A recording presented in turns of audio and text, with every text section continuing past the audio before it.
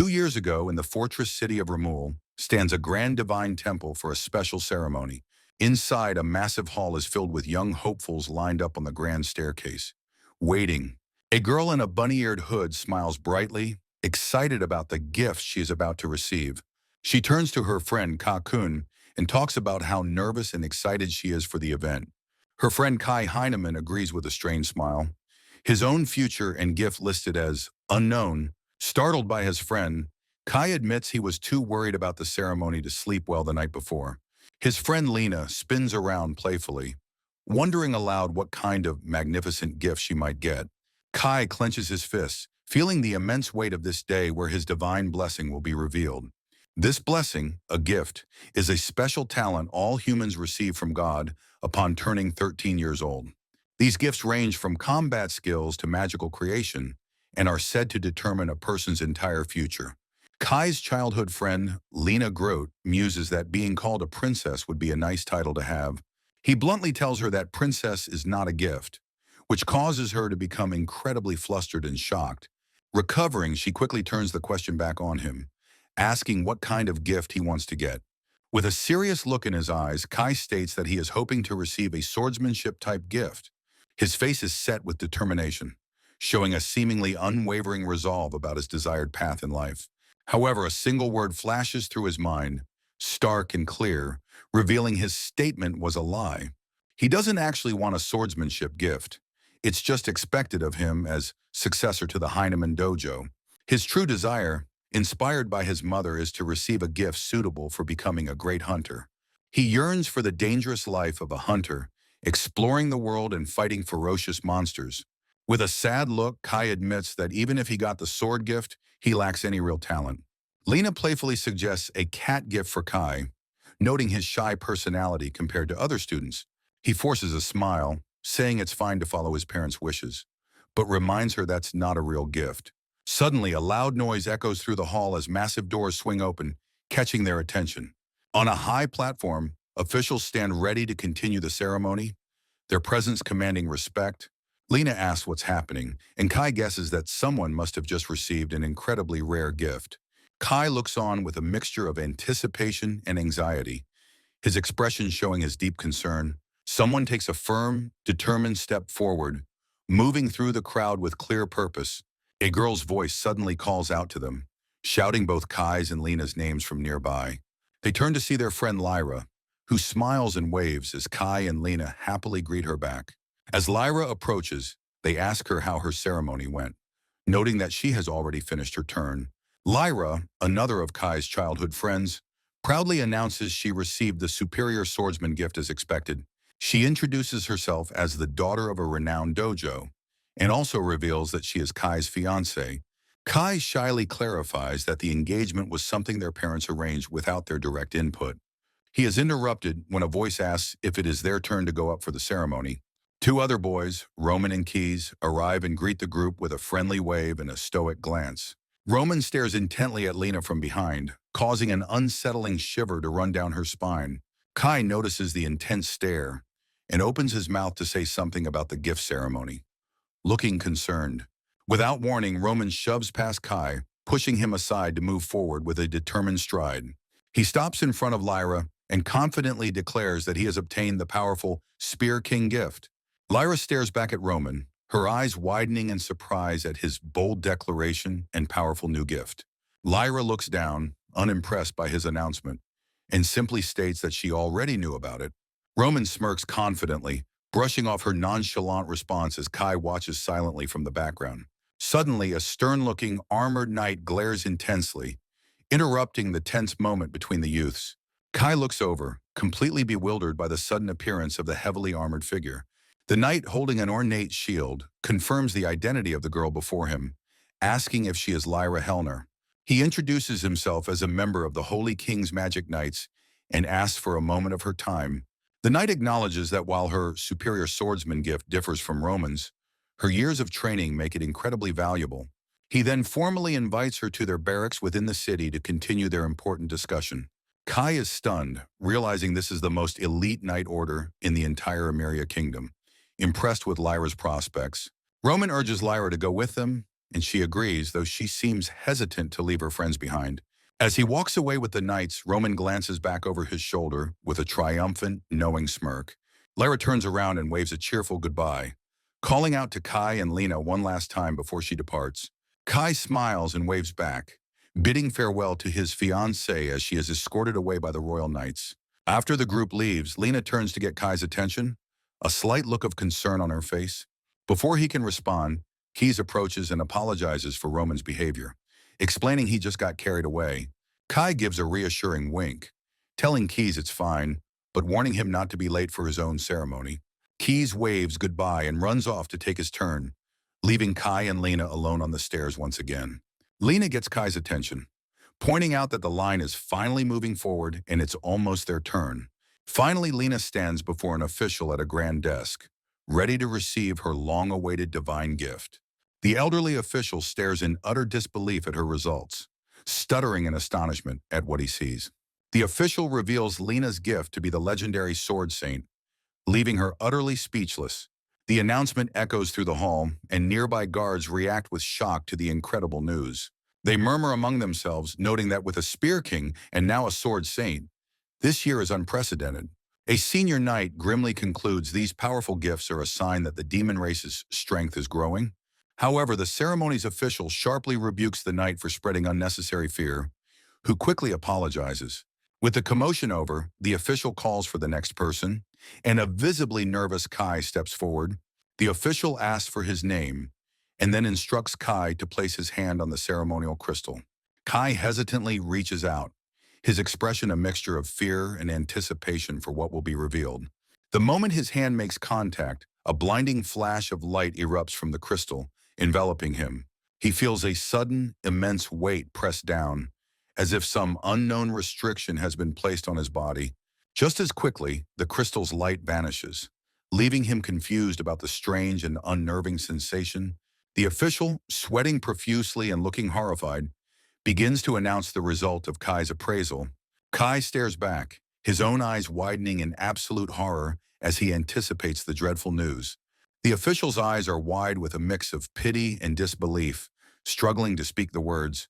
Kai's fear mirrors the official's, his mind racing as he awaits the devastating verdict on his future. Steeling himself, the official finally prepares to deliver the crushing judgment that will change Kai's life forever. He is declared the most talentless in the world, a fate that brings us to the present day. At the Ramul training grounds, Roman sneers at his opponent, mockingly asking how it feels to be useless. He mercilessly attacks Kai while the crowd jeers, telling the talentless boy to at least try to fight back. Covered in grime and sweat, Kai grits his teeth, enduring the brutal assault with unwavering determination. Despite the relentless beating, Kai's eye remains open, fixed on his opponent. With a maniacal shout, Roman brings his wooden sword down for a finishing strike. The weapon smashes directly into Kai's head with a sickening thud. Kai collapses to the ground, completely defeated and disarmed. His world goes dark, his last sight being the wide, empty sky. Eventually, his consciousness slowly returns as he stirs on the ground. He realizes he's outside, remembering that Roman had knocked him out during the spar. Suddenly, a familiar and worried voice calls out his name from above. Lyra looks down at him, her expression filled with genuine concern for his well-being. Lying on the ground, battered and weak, Kai can only manage to whisper her name. She helps him sit up, remarking on the nasty hit he took to the face. As she leans in to offer more help, her chest presses against his face. Caught completely by surprise, a deep blush spreads across Kai's dirty face. Lyra calls out his name again, completely oblivious to his flustered reaction. He stammers that he can stand on his own, though she seems doubtful he's okay. Ignoring his protest, she gently dabs at a wound on his cheek with her finger. He thanks her, explaining that he is used to this, as it happens all the time. Her expression saddens at his casual acceptance of the constant, brutal bullying. He reflects on how this harsh reality has become his everyday life since receiving his gift.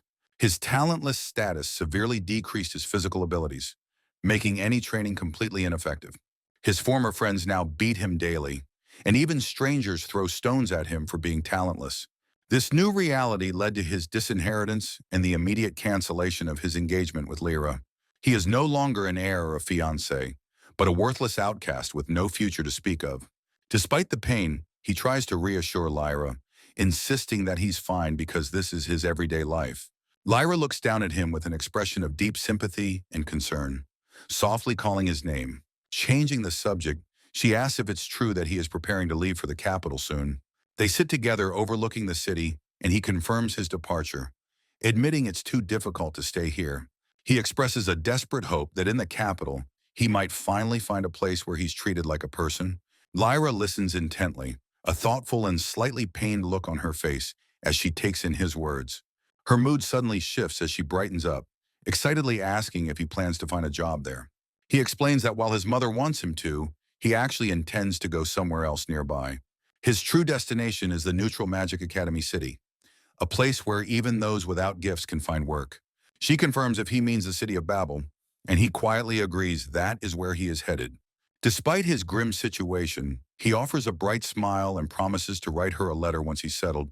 However, Lyra stands up abruptly and coldly tells him that a letter won't be necessary, which shocks him. A gentle, knowing smile spreads across her face as she prepares to explain her surprising refusal. Waving goodbye, she says she has luggage to sort out and will see him again, leaving a confused Kai behind. He is left completely stunned, trying to comprehend the meaning behind her sudden departure and odd words. After a moment of contemplation, he closes his eyes and takes a deep breath to compose himself. Getting to his feet, he decides it's finally time to go and pay a farewell visit to his grandfather. As he prepares to leave, Kai is suddenly confronted by his rival, Roman, who blocks his path.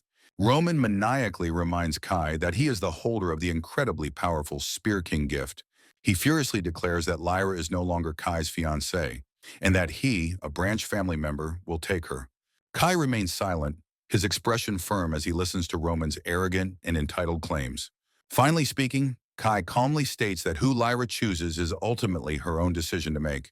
Roman scoffs at his confidence, questioning why Lyra would ever choose a talentless nobody over him.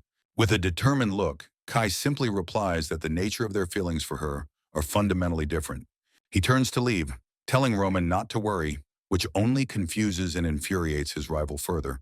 Roman shouts after him, demanding an explanation for his cryptic and dismissive words. However, the training instructor interrupts, yelling at Roman to stop wasting time and resume his sparring match. Annoyed, Roman retorts that it's a waste of a gifted person's time to even speak with someone talentless. He casts one last frustrated glare in Kai's direction before turning away, cursing under his breath. Before leaving, Roman warns Kai to stay away from Lyra, not realizing Kai only sees her as a sister.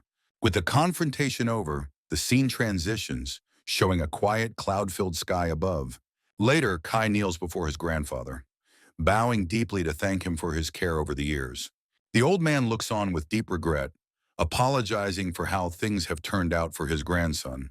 Confused by the apology, Kai asks his grandfather what he means by his remorseful words.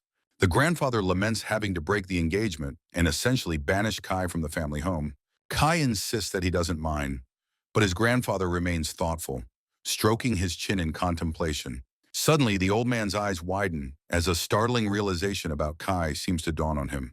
Kai explains that his relationship with Lyra was always platonic and that leaving for Babel is his dream.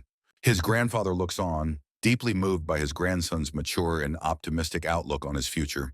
The old man closes his eyes, trying to suppress a wave of emotion that wells up inside him. Suddenly, he bursts into laughter, much to the surprise and confusion of a startled Kai. His grandfather explains that he occasionally sees a profound and clear depth within Kai's eyes. With that, he encourages Kai to go to the capital and pursue whatever he wants, which makes Kai grateful. Kai wonders if his grandfather, with his sword saint-like insight, saw his true dream of becoming a hunter. The old man's expression turns serious once more as he prepares to offer some final words. He warmly reassures Kai that no matter what, he is still family and is always welcome to return home. Completely taken aback, Kai stares with wide, stunned eyes, touched by his grandfather's unwavering support. Despite the kind words, Kai sadly insists that he no longer has a place here and will not be back. His grandfather suddenly shouts at him, sternly ordering him to at least come back and visit occasionally. Startled by the outburst, Kai quickly covers his ears and agrees to the old man's loud demand. With the conversation finished, his grandfather abruptly slides the door shut, leaving Kai to bow in farewell. From behind the closed door, his grandfather's voice is heard one last time, telling him to take care. Kai smiles gently, replying that his grandfather should take care of himself as well. As the door closes completely, Kai sits alone for a moment in the now quiet room. Overwhelmed with emotion, he hugs his knees tightly, processing the heartfelt and emotional farewell. After a moment, he resolutely tightens the straps of his worn leather gear, preparing for his journey. With newfound determination shining in his eyes, he steels himself and gets ready to depart. With his journey underway, Kai feels a surge of hope, believing Babel is his chance to become a hunter. He reaffirms his goal to fulfill his long-held dream, setting forth with renewed purpose as Kai Heinemann. Upon reaching a town, he stops at a signpost to get his bearings and find the correct path forward. Following the directions on his ticket, he searches for the carriage platform, which should be just around the corner. He arrives to find an incredibly luxurious carriage being prepared, marveling at its impressive craftsmanship. While he wonders what kind of important person would ride in it, a voice from behind calls out his full name. A beautifully dressed girl introduces herself as Rosemary, confirming she was looking for Kai Heinemann. Stunned, Kai recognizes the name as belonging to the revered Holy Maiden of the Ameria Kingdom. Rosemary explains that she will be accompanying him on his journey to the capital. Bowing politely, with a radiant smile, she asks him to be less formal and just call her Rose from now on. Beside her, a stern-looking attendant with an eye patch sighs, clearly displeased with the friendly interaction. Kai, completely flustered by the unexpected situation, stammers and scratches his head in confusion. Suddenly, the attendant's eye flashes with rage as she prepares to confront the talentless boy. In a blur of motion, she lunges forward and violently grabs Kai by the collar of his shirt. Completely bewildered and terrified, Kai sweats profusely. Unable to comprehend the sudden aggression, the attendant furiously demands to know why a talentless nobody is acting with such a rude and familiar attitude. She pulls back a gauntleted fist, ready to strike him down for his perceived disrespect. However, Rosemary furiously screams at her to stop. Revealing that his grandfather, the Sword Saint, requested his company, the attendant immediately lets go and apologizes profusely for her impulsive and violent actions. Rosemary, still fuming over the incident, glares at her subordinate, breathing heavily in frustration. An older gentleman tries to explain Anna's zealous loyalty, but Rosemary angrily insists she already understands. Despite her anger, Rosemary takes a deep breath, her face shadowed as she tries to regain her composure. All at once, she grabs her face, her expression twisting in apparent agony as a strange sensation hits her. Both Kai and Anna are completely bewildered, staring in shock at Rosemary's sudden and bizarre reaction. Rosemary sways unsteadily, nearly falling over as a stunned Kai watches on with deep concern. Looking up with a bruised and bleeding face, she weakly manages to call out to Kai for help. Her mood then shifts in an instant, and she cheerfully announces it's time to go, leaving Kai utterly speechless. She guides him towards the carriage, warning him to be careful, while Kai internally questions the strange behavior of nobles. While climbing aboard, Kai reflects that he's thankful for his grandfather's arrangements, but feels uneasy about his companions. He worries about traveling with them, but Rosemary invites him to sit beside her, to which he hesitantly agrees. With everyone aboard, the carriage sets off, traveling down a road surrounded by dense forest. As evening falls, they stop for the night at a lively encampment, bustling with other travelers. Kai gets a tray of food, remarking to himself that the capital is still a long way off. He's then called forward by a busy cook at the food stall, who impatiently rushes him along. He is handed a simple meal consisting of bread, soup, and a cup of water on a tray. The cook dismisses him, saying the meal is an order from his master, Frankton, and tells him to hurry. Another cook impatiently yells for the next person in line, showing no interest in Kai's confusion. Confused, Kai tries to explain that his grandfather already paid for all his travel expenses. He watches the cook walk away, wondering if the travel fare didn't include the cost of his meals. Suddenly, a large, brutish man violently shoves past him, knocking the tray and his dinner to the ground. Knocked to the ground from the impact, Kai winces in pain as he struggles to get up. He then looks over in dismay at his ruined meal, his bread now covered in mud and dirt. Infuriated by the senseless act, Kai angrily shouts at the large man, demanding to know what he's doing. The brute belligerently yells back, blaming Kai for bumping into him and calling him a talentless nobody. Ignoring Kai's protest, the man viciously stomps his heavy boot right onto Kai's head. He then kicks the downed boy again, while nearby onlookers mockingly tell him to just leave it. Suddenly, a commanding voice from behind shouts at the man to stop, startling the aggressor mid-attack. It's Rosemary's attendant, Anna, who stands over them with a cold and intimidating glare on her face. The bully's bravado completely vanishes, his eyes widening with fear as he recognizes who has just intervened. An older man confronts Anna, questioning her protection of the outcast and reminding her of Rosemary's orders. The two lock eyes in a tense and silent standoff, neither one of them willing to back down. Without warning, a massive greatsword slams into the ground right between them, kicking up a cloud of dust. A tall, imposing figure in a white coat stands over the huge weapon, his presence commanding the area. The newcomer's sharp gaze sweeps over the scene, silently questioning the source of all the commotion. Visibly annoyed by the interruption, the older man scoffs in frustration and turns away from the confrontation. As the bully walks off, complaining about being hungry, a startled Kai watches on from the ground. With the immediate danger now seemingly past, Kai lets out a quiet, shaky sigh of relief. He looks up with a grateful, dirt-smudged smile and begins to thank his unexpected rescuer, Anna.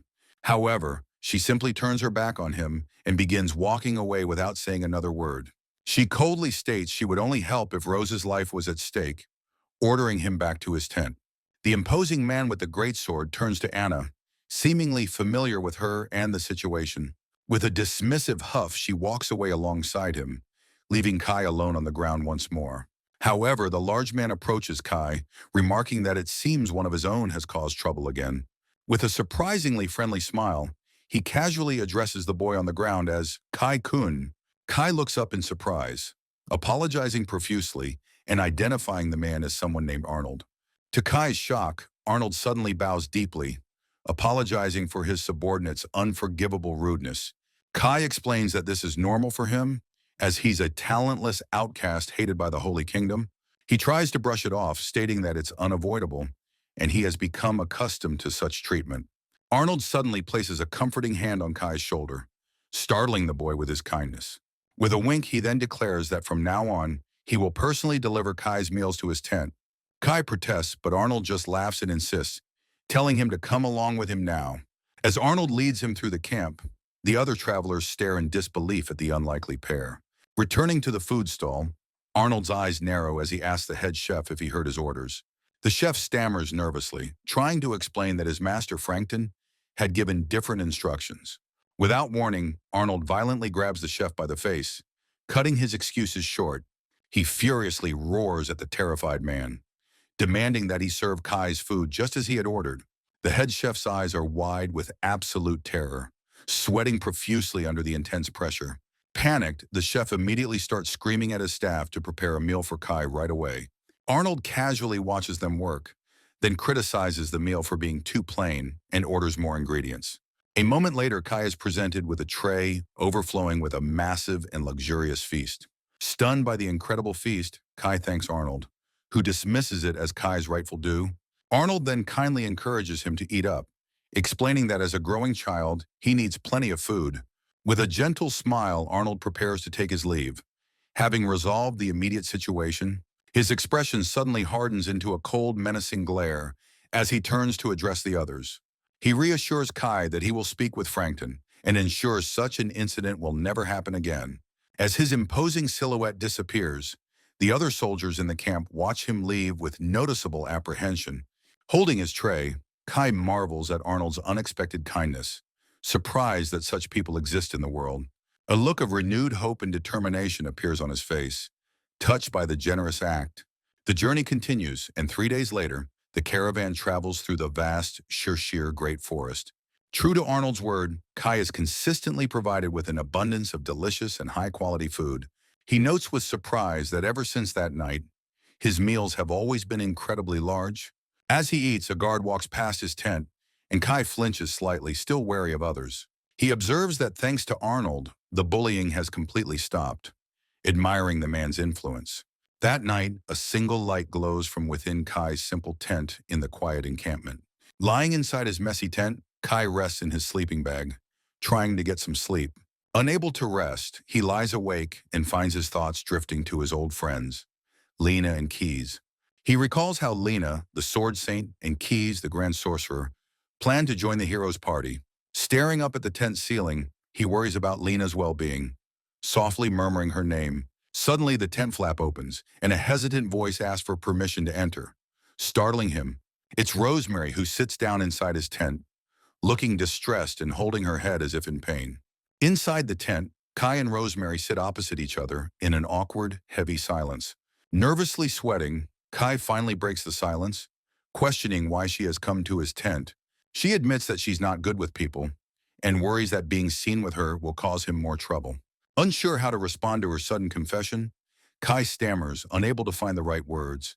Rosemary suddenly closes her eyes and shouts a heartfelt apology, catching him completely off guard. Kai stares back with wide, shocked eyes, completely bewildered by her unexpected and loud outburst. She then explains that she heard from Arnold about how the other knights had been mistreating him.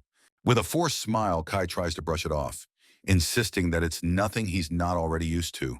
However, Rosemary looks at him with a pained expression, clearly not believing his dismissive words. With tears in her eyes, she confesses that it was her selfish request to his grandfather that they travel together. Kai listens intently, a thoughtful look on his face as he begins to understand the source of her guilt. He then changes the subject, asking her why she wanted him to accompany her in the first place. Wiping away a tear, she reveals the surprising reason: because he is the childhood friend of Lena and Keys. Completely stunned by this revelation, Kai asks how she could possibly know about his two friends. She explains that Keys is a disciple of her magic teacher and that Lena is her own best friend. Kai is left utterly speechless, his eye wide with shock as he processes this unbelievable connection. Rosemary seems confused by his surprise, wondering aloud who he thinks she is, if not the Holy Maiden. Realizing the connection, Kai excitedly asks if she has heard about him from his two friends. With a bright smile, she confirms that Lena in particular talks about him constantly. She playfully adds she probably knows more about him than Keys, which makes Kai sweat with embarrassment.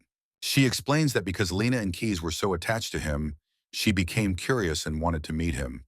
Kai thoughtfully processes this new information, a look of contemplation on his face as he considers her words.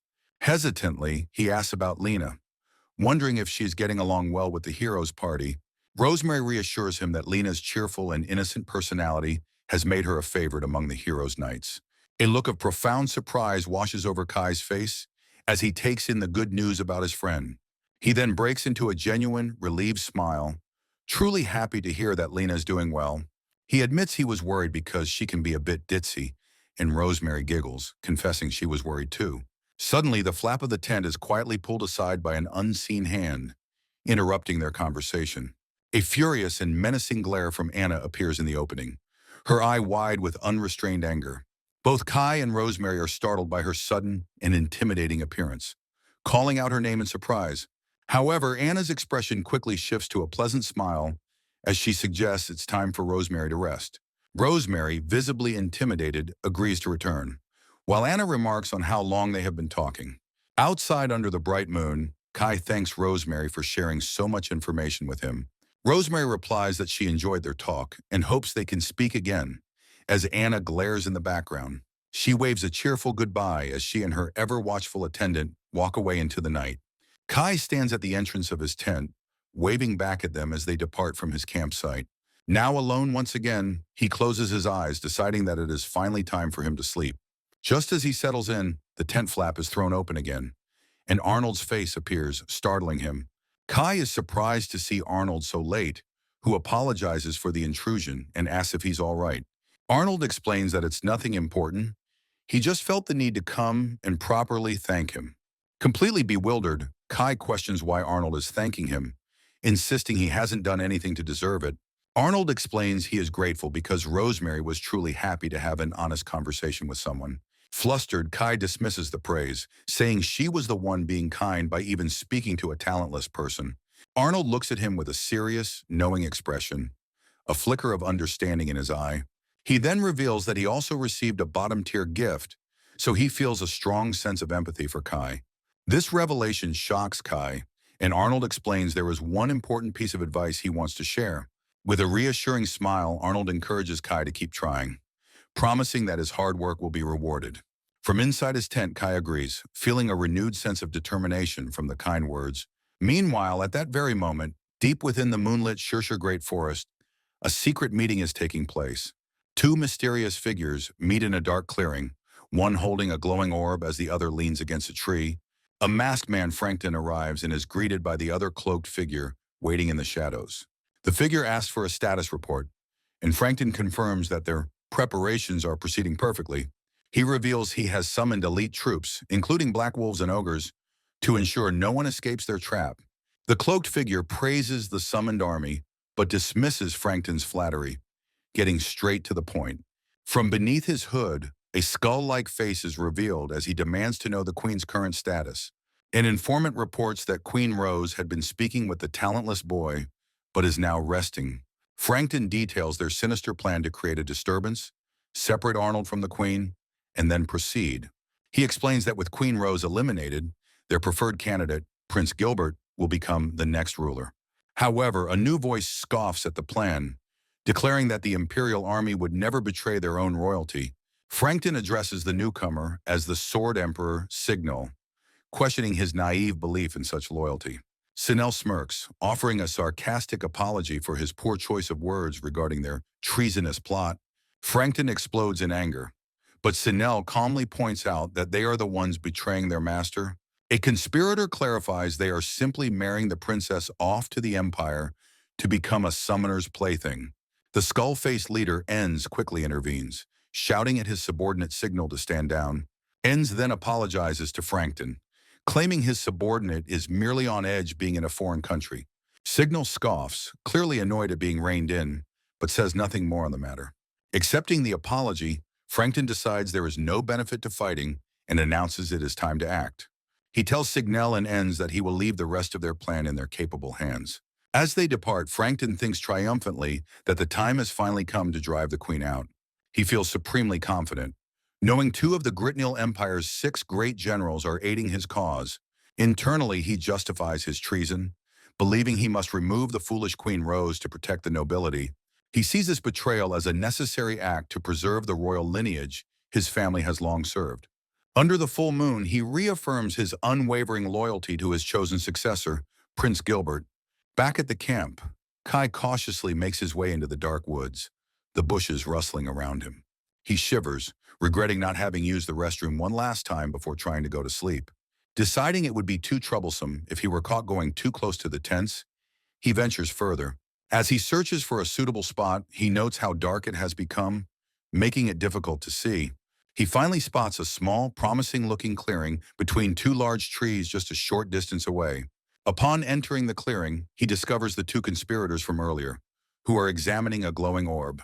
Kai freezes in place, his eyes wide with utter shock and terror at what he has just stumbled upon. One of the conspirators, a woman in a dark cloak, turns her head, having noticed Kai's presence. Kai is terrified, wondering who they are and why they're in the woods as he hadn't seen them before. Trying to appear harmless, he stammers and asks if they live nearby, but the woman just stares back silently. The woman notes that his appearance was not mentioned in any of their reports, making Kai even more nervous. With a thoughtful and mischievous expression, she considers this unexpected interruption to be a minor accident. A sinister, fang-bearing smile spreads across her face as she comes to a dark and playful decision. She decides that as long as it won't affect their plan, she can afford to have a little fun with him. A wave of pure terror washes over Kai as he realizes the immense danger he has just stumbled into. The woman taunts him, suggesting he should probably start running away as fast as he possibly can. With a sharp, definitive sound, she snaps her fingers, signaling for something to appear in the darkness. A horde of monstrous beasts materializes from the shadows behind her, ready to hunt him down on her command. With a blood-curdling scream, Kai turns and bolts into the dark forest, running for his very life. He flees in sheer panic, sweat and tears streaming down his face as the terrifying monsters give chase. His mind races in confusion. Completely unable to comprehend the sudden and deadly turn of events, he questions who the mysterious woman was and why she would unleash monsters on him without a word.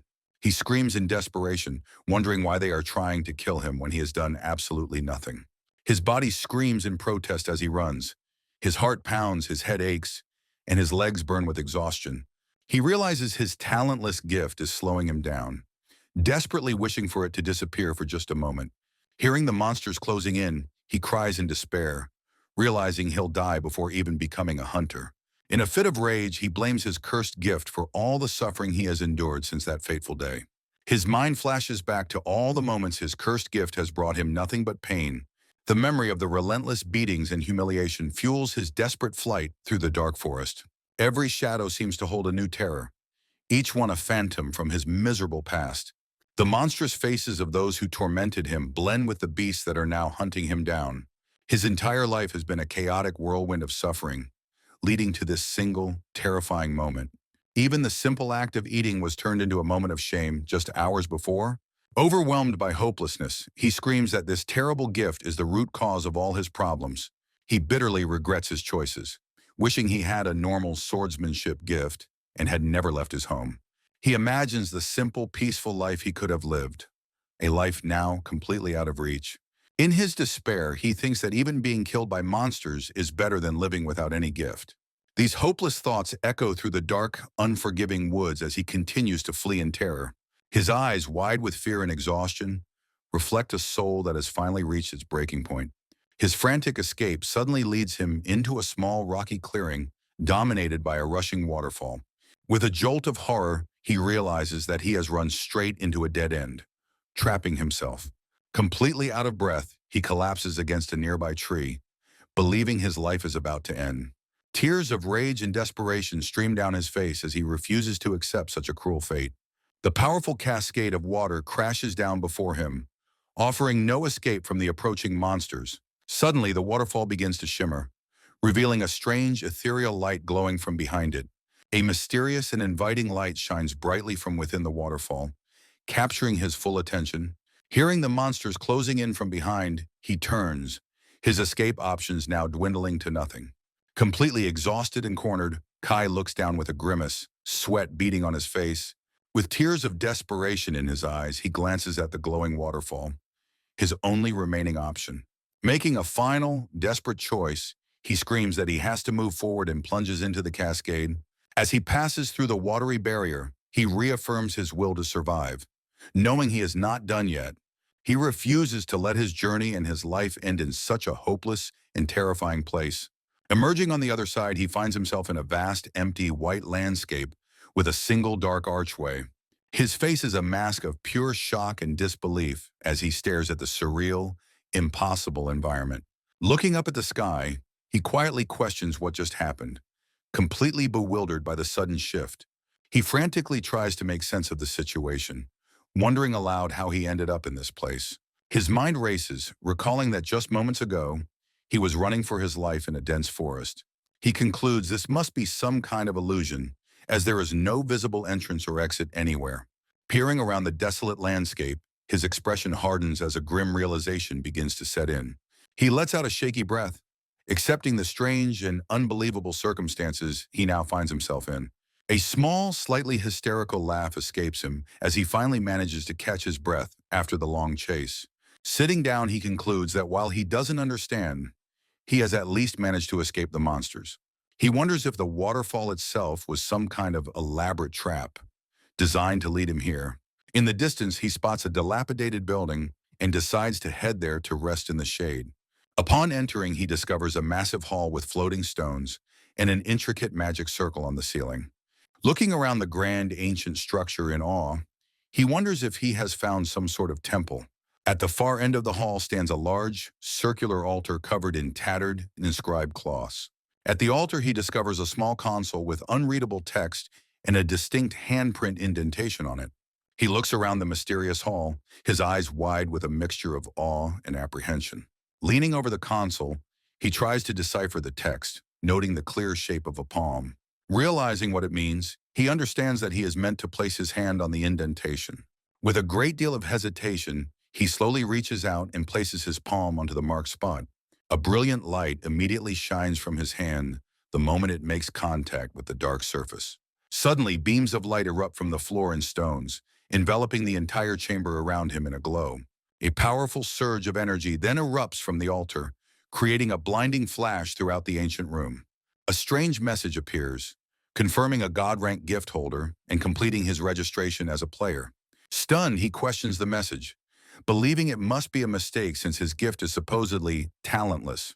Another message welcomes him to the trial of the gods, leaving him completely baffled by the situation.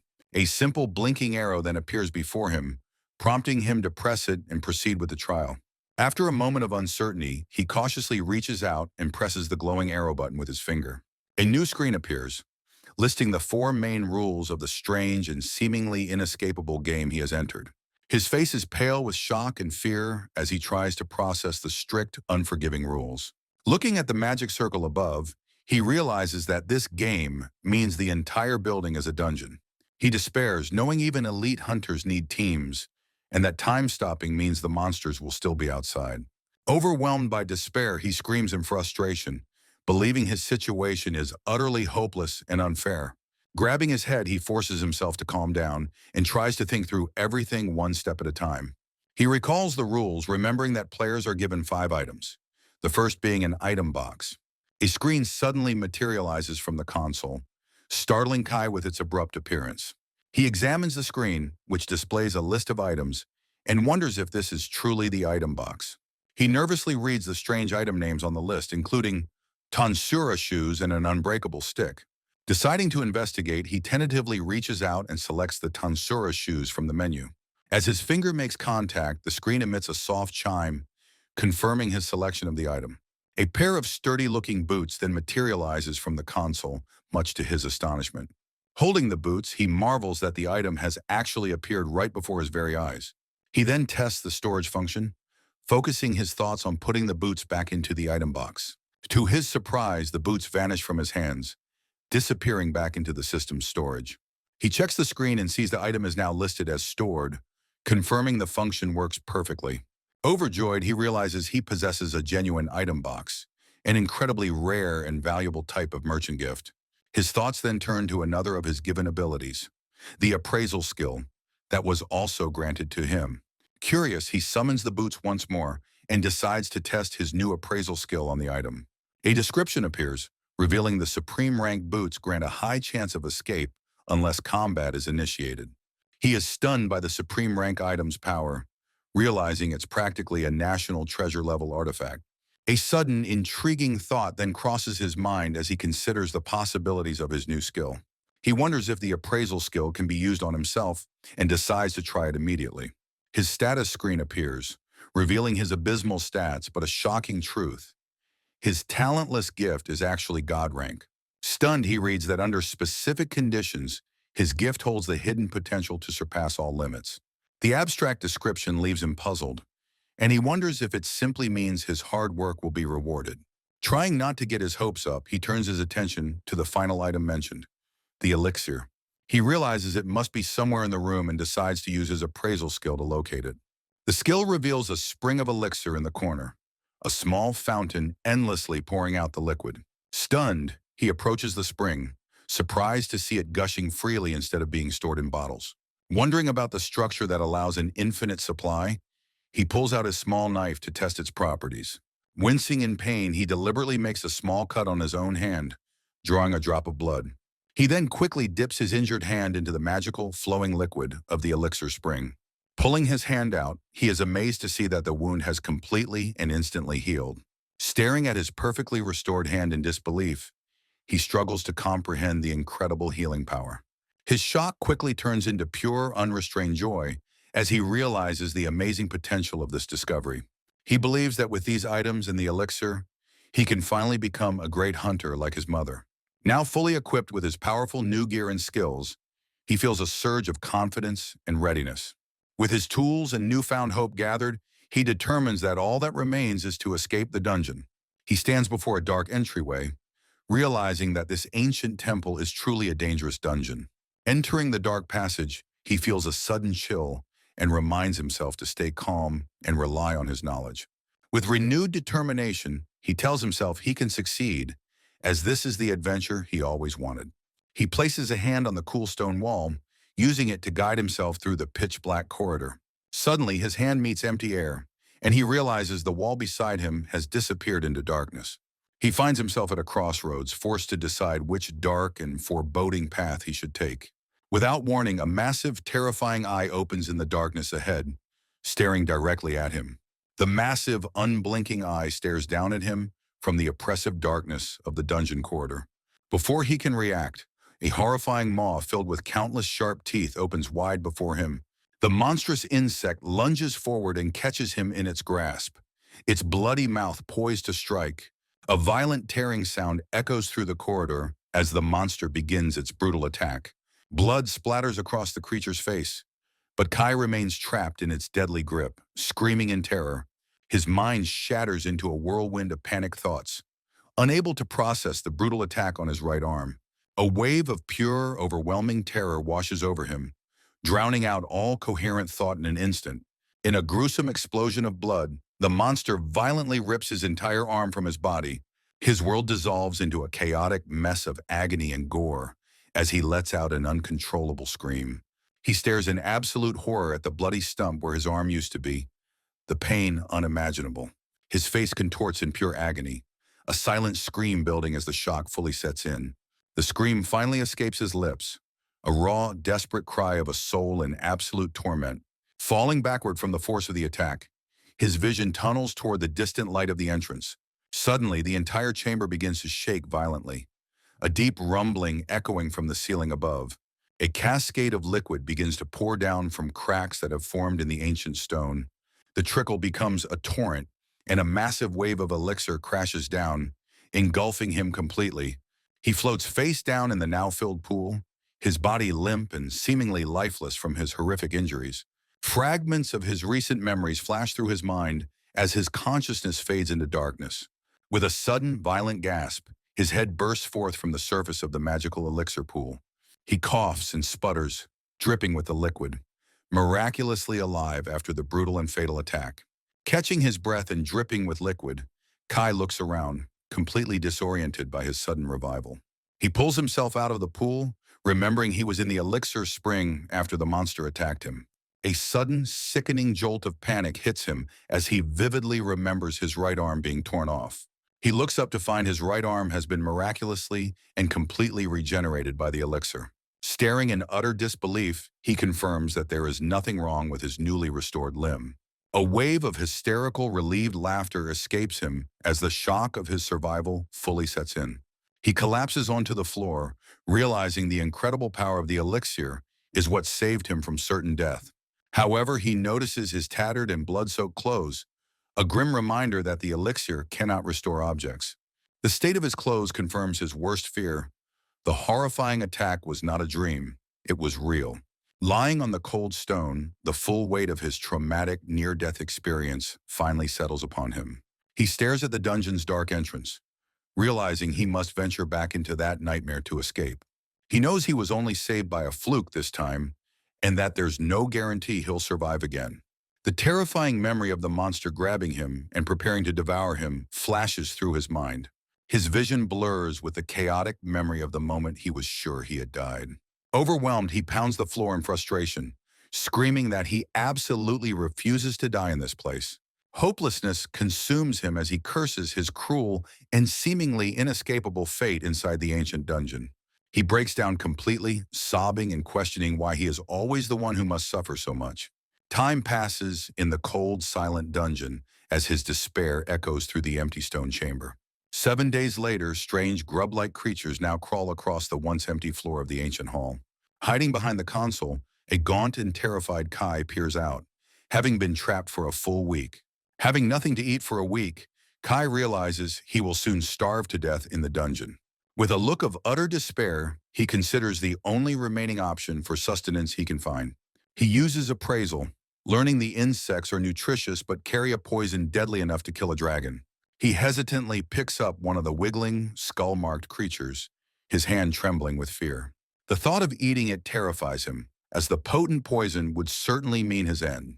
Another week passes, and on the 15th day, he's on the absolute verge of collapsing from starvation. To counter the poison, he decides to drink a massive amount of elixir from the spring beforehand. Still feeling anxious, he forces himself to drink even more, hoping it will be enough to neutralize the venom. Steeling his resolve, he gathers a handful of the poisonous insects, preparing for the inevitable. He reasons that if he doesn't eat, he'll die of starvation anyway, leaving him no other real choice. Closing his eyes, he shoves the handful of insects into his mouth, the sound echoing in the hall. Immediately, an excruciating pain surges through his entire body, sending him into violent convulsions. His vision blurs as the deadly poison begins to ravage his system from the inside out.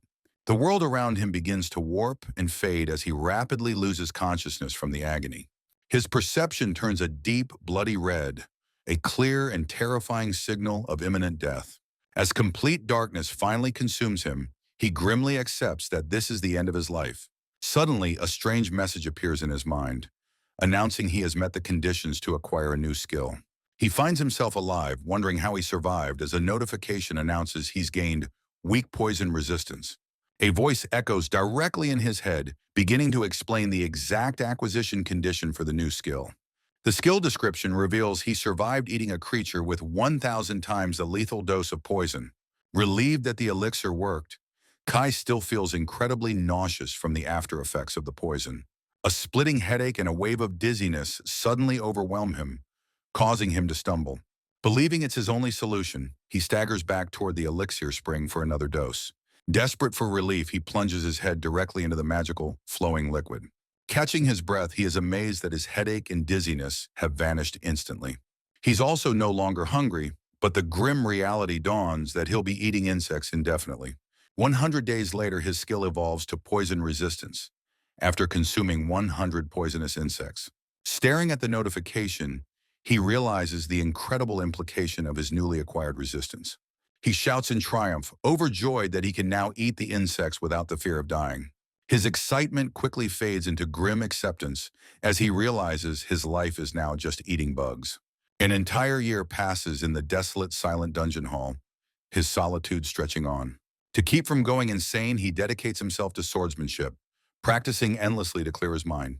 10 long years later, the dungeon walls are covered in countless tally marks, each one a day of suffering. He looks at the marks, remembering that for everyone back home, time has remained completely frozen. 40 more years pass, and a close-up of Kai's eye reveals a hardened and unwavering resolve. Now a seasoned warrior forged in solitude, he prepares to face his opponent for the day. With a calm and determined gait, he walks forward, his demeanor completely transformed by the decades of training. Focusing his mind, he summons an image of his old rival, Roman, as his sparring partner. With a powerful roar, he lunges forward, swinging his unbreakable stick with practiced, deadly precision. His stick clashes violently against Roman's, the impact echoing through the empty stone chamber. The two imaginary figures continue their intense spar, exchanging a flurry of powerful, rapid blows. Suddenly, Kai's eyes narrow as he spots a critical opening in Roman's seemingly perfect defense. With a precise and powerful strike, he shatters his opponent's weapon into pieces. The final blow sends Roman's imaginary form flying backwards, completely defeated and disarmed. Kai's eyes burn with an intense focus, his entire being poured into this one decisive attack. Roman's face contorts in pure shock, completely unable to react to the overwhelming speed of the assault. The unbreakable stick whistles through the air, aimed directly for his opponent's head. However, the weapon stops just inches from making contact. The virtual training match now concluded. Standing over his defeated rival, Kai calmly states that he is now finally able to win against him. He lets out a long, slow breath, a sense of accomplishment washing over him after the hard-fought battle. Closing his eyes, he thanks the image of Roman as he declares the end of today's training session. He reflects that he has been winning most of his virtual matches lately, even against his own master. Just then, a notification screen materializes before him, announcing that he has acquired a new skill. The skill is, he is confused, having never heard of this particular swordsmanship style, wondering if virtual battles counted for experience. Realizing that first transmission implies higher levels, he resolves to continue his relentless training regimen. The corner of the desolate dungeon is shown, silent as more and more time passes in solitude. After a staggering 800 years, he exclaims in triumph, having finally achieved the secret transmission level. His mind wanders to the legendary heroes of his kingdom, like Graham, the dual-wielding swordsman. He also recalls the strongest elf, Silver, renowned for perfectly combining magic with his swordsmanship. He also summons an image of Ashburn, the one-eyed veteran swordsman of the Gritneal Empire. With a confident smile, he decides it's time to test his skills against these legendary figures. Another 1,500 years pass, and an exasperated Kai finally screams that he has had enough of this. He stands alone, furiously declaring that all of the so-called legendary heroes are far too weak. He then boldly challenges the images of Silver, Graham, and Ashburn to attack him all at once. 3,000 years after entering the dungeon, his unbreakable stick taps the ground, signaling his readiness. Clothed in rags and now supremely confident, Kai looks ahead and decides it is finally time to begin. His virtual opponent states that Kai is the only worthy sparring partner left for him in the world. He declares Kai the strongest swordsman, having long surpassed the legendary power of the Sword Saint. His eyes show absolute mastery, having achieved the ultimate transmission of his unique swordsmanship style. His final and most powerful opponent is now a perfect virtual copy of himself, Kai Heinemann. The two Kais immediately clash in a dizzying display of speed, their weapons moving in a blur. They lock eyes mid-battle, their expressions mirroring each other's intense and unwavering determination. Their fight rages across the vast hall, a whirlwind of motion and perfectly executed techniques. As the battle intensifies, a manic, almost unhinged grin spreads across the virtual Kai's face. In response, the real Kai unleashes a powerful punch, aiming to break through his opponent's guard. They become blurs of motion, their relentless attacks echoing through the otherwise silent chamber. The virtual Kai brings his weapon down in a powerful, seemingly unstoppable overhead strike. However, Kai catches the descending stick with his bare hand, halting the attack just before impact. Using his opponent's momentum, he twists the weapon away and sends his virtual self flying. The virtual Kai taunts him with a manic grin, mocking his predictable and lukewarm attack. The real Kai looks up, his expression calm and focused as he prepares his final, decisive move. In a single fluid motion, he strikes, cleanly decapitating his virtual opponent with blinding speed. As its head flies through the air, the virtual Kai screams out his name one last time. A notification confirms he has reached the pinnacle of his unique swordsmanship style after 3,000 years of training. With a tired but satisfied smile, Kai acknowledges that he has finally obtained the ultimate skill. He reflects that after defeating his perfect copy, all that remains for him is a profound sense of emptiness. Putting his thoughts aside, he approaches the console and once again activates his item box. With a simple touch of his finger, he makes a selection from the floating menu screen. A few of the poisonous insects materialize in his hand, and he wonders if he should eat.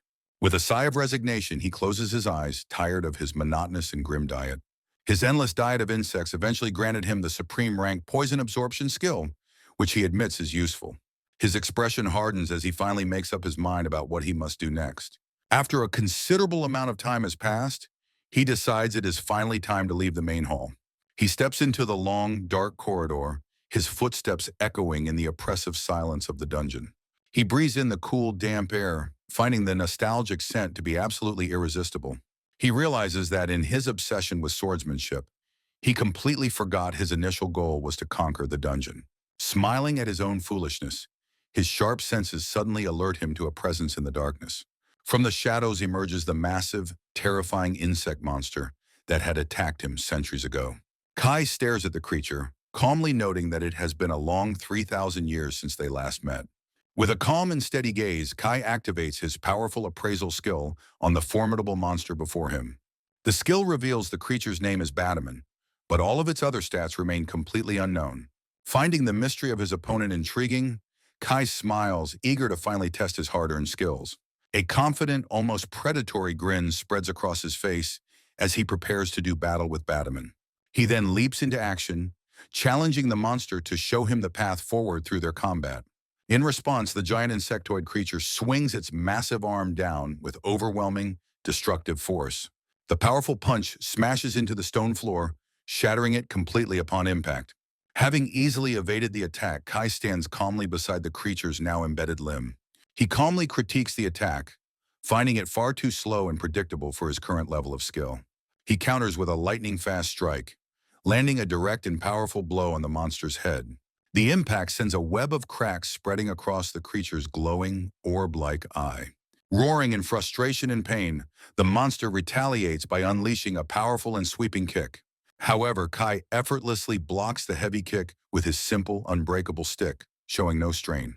The resulting impact creates a massive shockwave, yet he remains completely unfazed by its immense strength. He lets out a long, slow sigh, appearing completely unimpressed and disappointed by the monster's power. Still holding its leg back with ease, he mockingly questions if this is truly all it can do. Deciding the technique is wasted on this opponent, he nevertheless prepares to show it something special.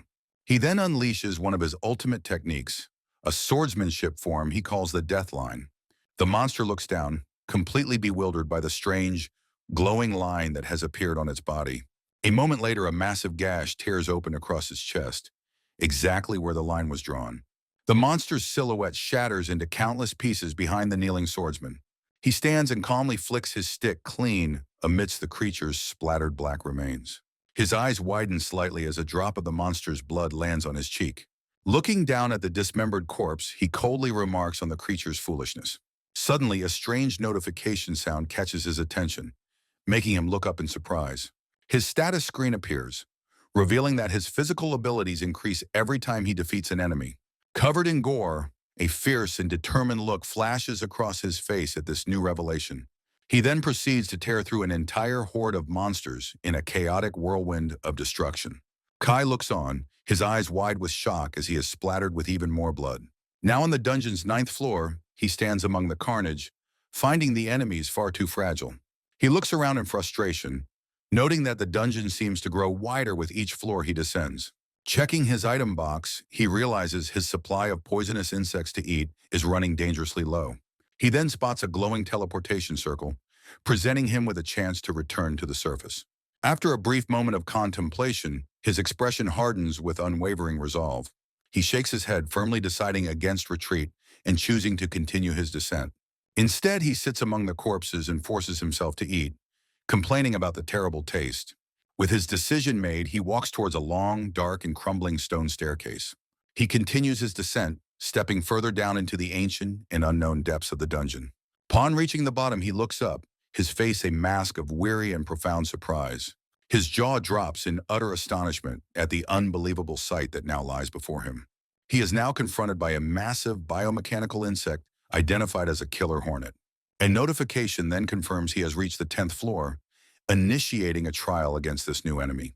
Kai grins excitedly, realizing this must mean a powerful boss enemy awaits him every 10 floors. He expresses his relief, admitting he was getting bored of the weaker monsters and finally has a worthy foe. With a look of pure battle lust in his eye, he prepares to engage in a fight to the death. However, the massive hornet suddenly vanishes from sight, leaving him completely confused by its disappearance. He looks around in shock, trying to locate the enemy that has completely disappeared from his senses. His eye widens in alarm as a blur of motion suddenly rushes toward him from the side. In a blinding flash of light, the unseen attack makes a direct and devastating impact. He looks down in absolute shock to find his entire left arm has been completely vaporized by the attack. He cries out in agony as black, corrosive energy surges from the bloody stump of his shoulder. His face is a mask of pure shock and pain as he processes the sudden, devastating injury. However, his shock quickly twists into a crazed, exhilarated grin as he relishes the new sensation. He revels in the long-forgotten feeling of pain, praising his invisible enemy as a magnificent opponent. A fierce glint appears in his eye, now truly eager for a worthwhile and deadly battle. The killer hornet reappears at the far end of the chamber, preparing to launch another powerful attack. Kai's eye reflects the world around him as he calmly watches his opponent prepare its assault. He focuses his senses, detecting a faint distortion in the air as the invisible attack is launched. His perception sharpens, allowing him to see the incoming projectile with perfect clarity. With a casual swing of his stick, he perfectly deflects the invisible attack, causing a massive explosion. He critiques the hornet's attack, finding it incredibly fast but far too linear and predictable for his skill. The hornet seems enraged by his analysis, realizing he has figured out the telltale vibration before its high-speed attacks. In response to being figured out, the hornet's massive stinger begins to vibrate with a menacing energy. It seems to sense a change in tactics, wondering if it has some other secret weapon to reveal. Suddenly, the monster unleashes a massive spray of dark, viscous liquid directly from its stinger.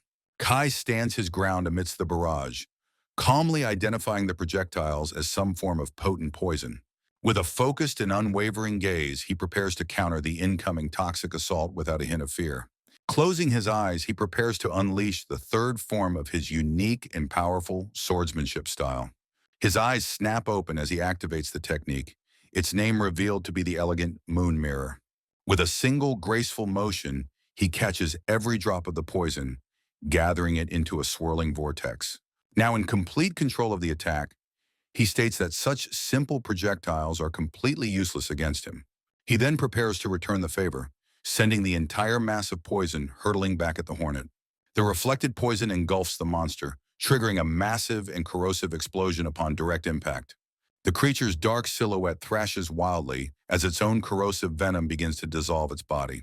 He notes that it was a dissolving-type poison, a substance to which his unique skills grant him perfect immunity. Just as he believes the fight is over, he looks up in surprise as something emerges from the smoke. The killer hornet emerges, its body heavily damaged but still flying, and ready to continue the fight. A grin spreads across his face as he praises the monster's warrior pride, eager to continue their battle. He prepares to unleash another technique, the fourth form of his sword style, lightning flash. With intense focus, he gathers his energy, creating a perfect swirling black circle to counter his foe. As a fellow warrior, he declares he will respond in kind with his own fastest sword technique. The powerful attack completely annihilates the monster, and he calmly tells its remains to rest. A notification then confirms the first trial is cleared, announcing the appearance of a special reward. He looks at the floating screen with his one remaining arm, confused about the clear bonus. Suddenly, a loud thud from behind startles him, catching him completely off guard. A large ornate treasure chest has materialized in the center of the vast chamber. Opening it reveals the Flamberg, an advanced rank flaming sword that burns whatever it cuts. He picks up the new weapon, intrigued by its unique ability to incinerate its targets. Testing its weight and grip, he gets a feel for the powerful new sword in his hand. However, he feels he doesn't really need it, since he already possesses a completely unbreakable stick. He thoughtfully considers what possible use he could have for such a specialized weapon. Suddenly, his eyes snap wide open as a brilliant and unexpected idea finally strikes him. He imagines using the flaming sword to roast the dungeon insects, hoping to improve their taste. Pleased with this surprising utility, he cheerfully decides to try it out for his next meal. With his reward secured, he turns his attention to a strange sign pointing to the next floor. He confidently enters the next passage, continuing his descent deeper into the treacherous dungeon. The new floor is a stark contrast, revealing a desolate landscape covered in strange, cloud-like formations. The bizarre white masses seem to shift and move, resembling giant, amorphous creatures in the distance. His eyes widen in shock as he realizes the entire floor is a massive and dangerous lava zone. He stares out at the hellish landscape, completely stunned by the sheer scale of this new trial. Far from being intimidated, Kai grins, eagerly welcoming the new and interesting challenge. He accepts that this is a trial he must overcome, but wishes he had heat-resistant shoes to proceed. A thoughtful look crosses his face as an idea begins to form, centered on gaining a new resistance. Deciding this is the perfect experiment, he prepares to go barefoot, knowing he can teleport back if needed. He stands before the lava field and uses his item box to store away his precious tonsura shoes. With a grim resolve, he steps directly onto the scorching hot ground with his bare feet. He closes his eyes, steeling himself for the inevitable and excruciating wave of intense pain. An agonized scream tears from his lips as the superheated floor instantly begins to burn his flesh. Realizing a single exposure is too much, he desperately cries out for elixir to save him from certain death. His feet continue to sizzle and melt, the agony threatening to overwhelm him completely in an instant. He realizes he can endure the pain for about 10 seconds at a time if he's ready with elixir. Suddenly, a familiar chime sounds, and a new notification screen materializes before his very eyes. He has acquired weak heat resistance after touching the scorching ground a total of 50 times. Energized by his success, he decides to abuse his infinite elixir to quickly gain the heat absorption skill. With this new method, he resolves to power through the descending floors all at once. He then systematically conquers various elemental zones, including magma, ice, desert, water, wind, and lightning. By floor 300, he is completely exhausted, but has acquired an enormous list of new resistance skills. Slumped over his stick, he feels confident he has now obtained most of the resistance-type skills. Wiping the sweat from his brow, he prepares himself to venture down to the very next floor. He then realizes he's been using the legendary Gloves of Raiju he picked up earlier as a simple towel. He hears the sound of cracking ice, wondering why there are no stairs leading to the next floor. Before him lies a large circular platform where a menacing creature is crackling with powerful electricity. The beast is revealed to be a massive, ferocious thunder tiger king, radiating with immense electrical power. A notification then announces the final trial of the upper floors is to defeat this powerful new boss. The massive tiger immediately strikes, its long-bladed tail whipping towards him with incredible speed.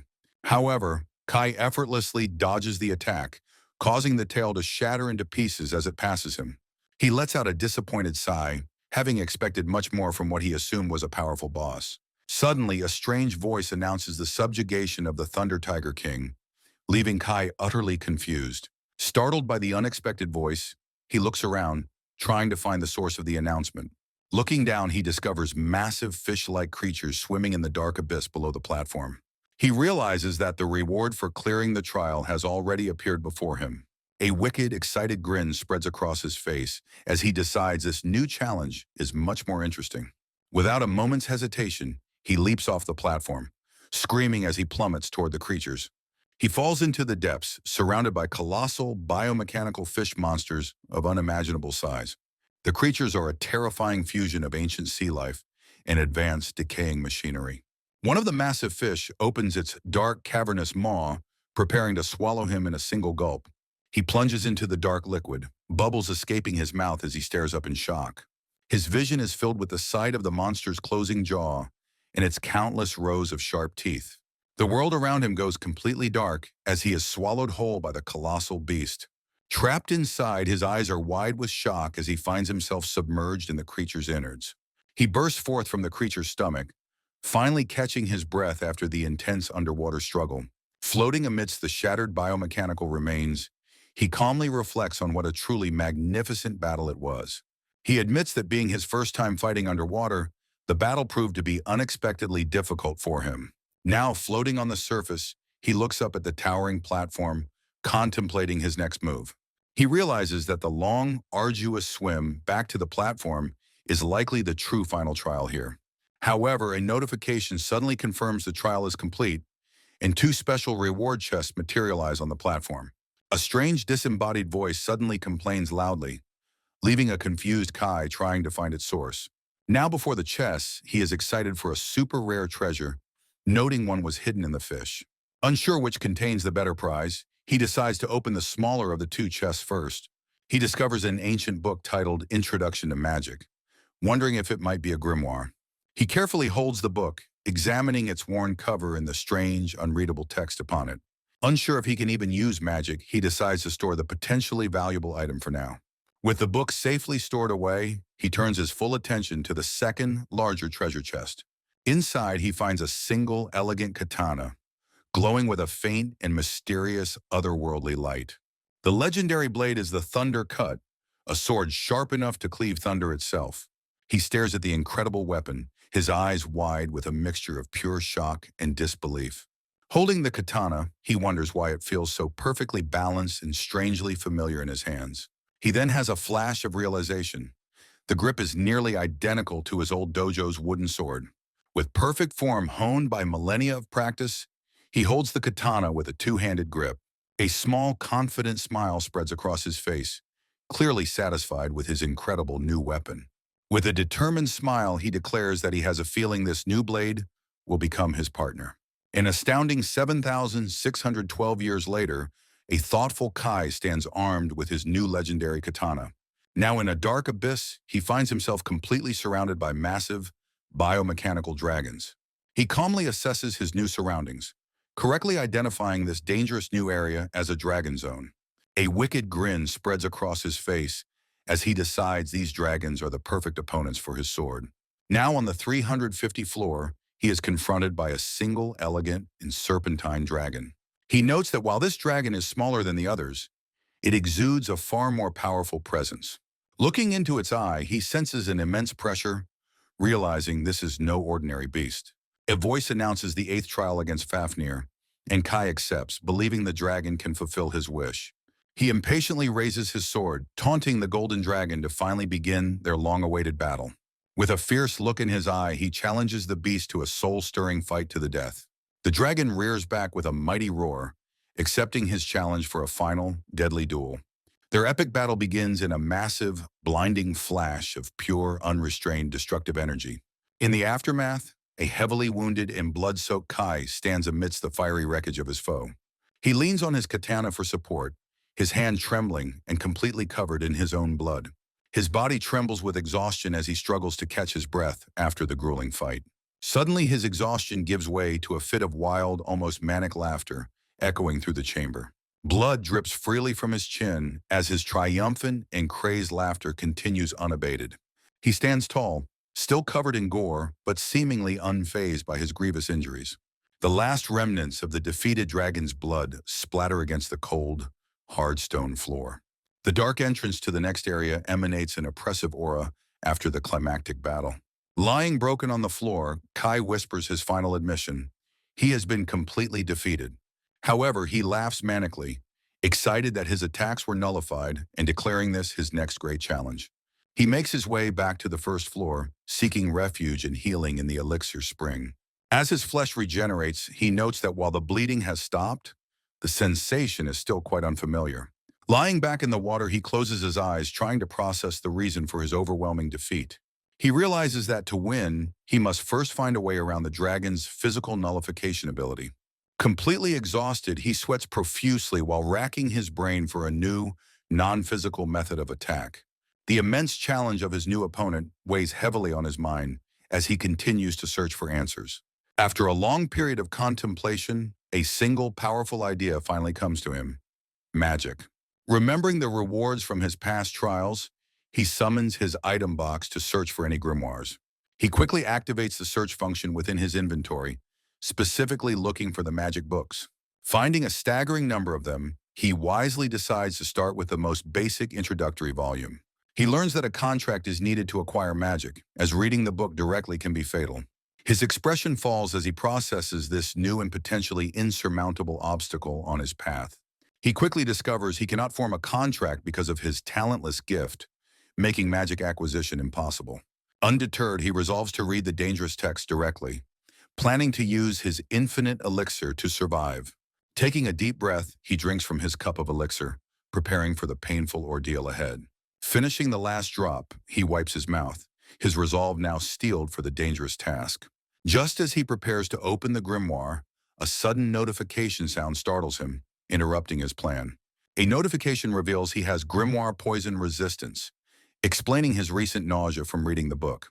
Believing this new resistance will make the task easier, he resumes his attempt to read the grimoire. After 7,673 years, he sits atop a mountain of books, having dedicated himself entirely to magical studies. He reflects that after 60 years of intense study, he is finally beginning to grasp the fundamentals of magic. He learns that magic is broadly categorized into general attributes and the far more complex special attributes. However, general magic requires an innate talent he lacks, making the standard method of learning impossible for him. But he discovers another concept, non-elemental magic, which manipulates the inherent power within objects and bodies. Realizing this form of magic doesn't require innate talent, he clenches his fist, knowing he can acquire it. Overjoyed by this revelation, he exclaims that this new path means he can still become much, much stronger. By the year 8167, he notes the dragon's corpse will take a little longer to fully regenerate. With a grimoire in hand, he prepares to lecture the dragon on a theory he developed from studying medical texts. He explains his theory of using non-elemental magic to enhance the body by targeting individual cellular cores. He theorizes that by focusing this power, it should be possible to create a pseudo-ranged magical attack. The dragon roars, having fully regenerated, and a calm Kai simply remarks that it's time to fight again. He smiles, grateful that the system allows the monster to re-equip itself, making it a perfect sparring partner. The resurrected dragon immediately unleashes a massive torrent of destructive, fiery breath directly at him. Unfazed by the oncoming inferno, Kai calmly extends his open palm to meet the powerful attack head-on. He then calmly activates his newly developed non-elemental body enhancement magic, adamant strength. His single outstretched hand completely nullifies the dragon's massive fire breath, stopping it in its tracks. He looks at his own hand in slight surprise, contemplating the incredible power of his new magical ability. He notes that such a weak breath attack won't even require his super regeneration ability. Confident in his new power, he draws his legendary katana, ready to test his next ability. His blade is now wreathed in a dark, swirling aura of non-elemental magical energy. He declares this new technique to be his weapon enhancement magic clad. The tip of his katana pulses with the raw, concentrated magical power he has imbued it with. He explains this imbues the sword with magic on a molecular level, bypassing physical nullification. He tells the growling dragon to prepare for a blade designed specifically to counter its defenses. With a powerful shout, he lunges forward to deliver a decisive and magically enhanced strike. His magically enhanced sword slices cleanly through the massive, biomechanical dragon's tough hide. The overwhelming magical energy continues to tear the dragon's body apart from the inside out. He stands with his back to the bisected beast, his devastating attack having ended the battle instantly. His eyes are wide with a mixture of shock and profound disappointment at the anticlimactic result. The initial shock then fades, replaced by a look of weary and hardened resolve on his face. He notes that with its top half vaporized, any dragon other than Fafnir is no longer a worthy opponent. He activates a new skill, Divine Eye, allowing him to perceive all threats within a 500-meter radius. He senses two more dragons nearby, but dismisses them as being much weaker than his previous foe. Deciding his enchanted blade is overkill for such weak foes, he sheathes his powerful katana. Instead, he picks up a few small pebbles, preparing to test a different kind of magical assault. Over 2,000 years later, a dragon's head violently explodes from a powerful, unseen projectile. Kai calmly lowers his hand, having just flicked a magically enhanced pebble with enough force to kill it. A notification announces he has acquired the ultimate transmission of his unique throwing technique. Having perfected his ranged attacks and earned the Dragon Slayer title, he decides it's finally time. He states that he has done everything he possibly can, and now all that remains is to wait for destiny. Now a master swordsman with godlike stats, he stands ready for his final, decisive confrontation. The resurrected Fafnir taunts him, declaring its physical nullification makes his efforts completely futile. With a wicked smile, Kai dismisses the dragon's confidence as the 8th trial officially restarts. The massive golden dragon stares back, its ancient and intelligent eyes locked onto its mortal challenger. A shadowed Kai reveals he has waited for centuries just to see the dragon's beautiful eyes again. His own eye reflects the dragon as he obsessively describes his dream of seeing its blood flow. He declares his 350-year obsession a form of love, having nearly drowned in his pining for this battle. His face is a mask of pure, unhinged ecstasy, his entire being consumed by the thrill of the fight. A thin, bright line appears reflected in the dragon's eye, signaling an incoming, impossibly fast attack. A massive, blinding pillar of pure energy erupts from the ground, engulfing the entire chamber in light. Fafnir roars in a mixture of pure shock and agony as the overwhelming attack makes a direct hit. The battlefield is now dominated by a massive, lingering column of destructive, magical energy. Kai chuckles softly as he watches his ultimate technique manifest before the stunned and wounded dragon. The great dragon Fafnir looks on, silently acknowledging the incredible power of its opponent's attack.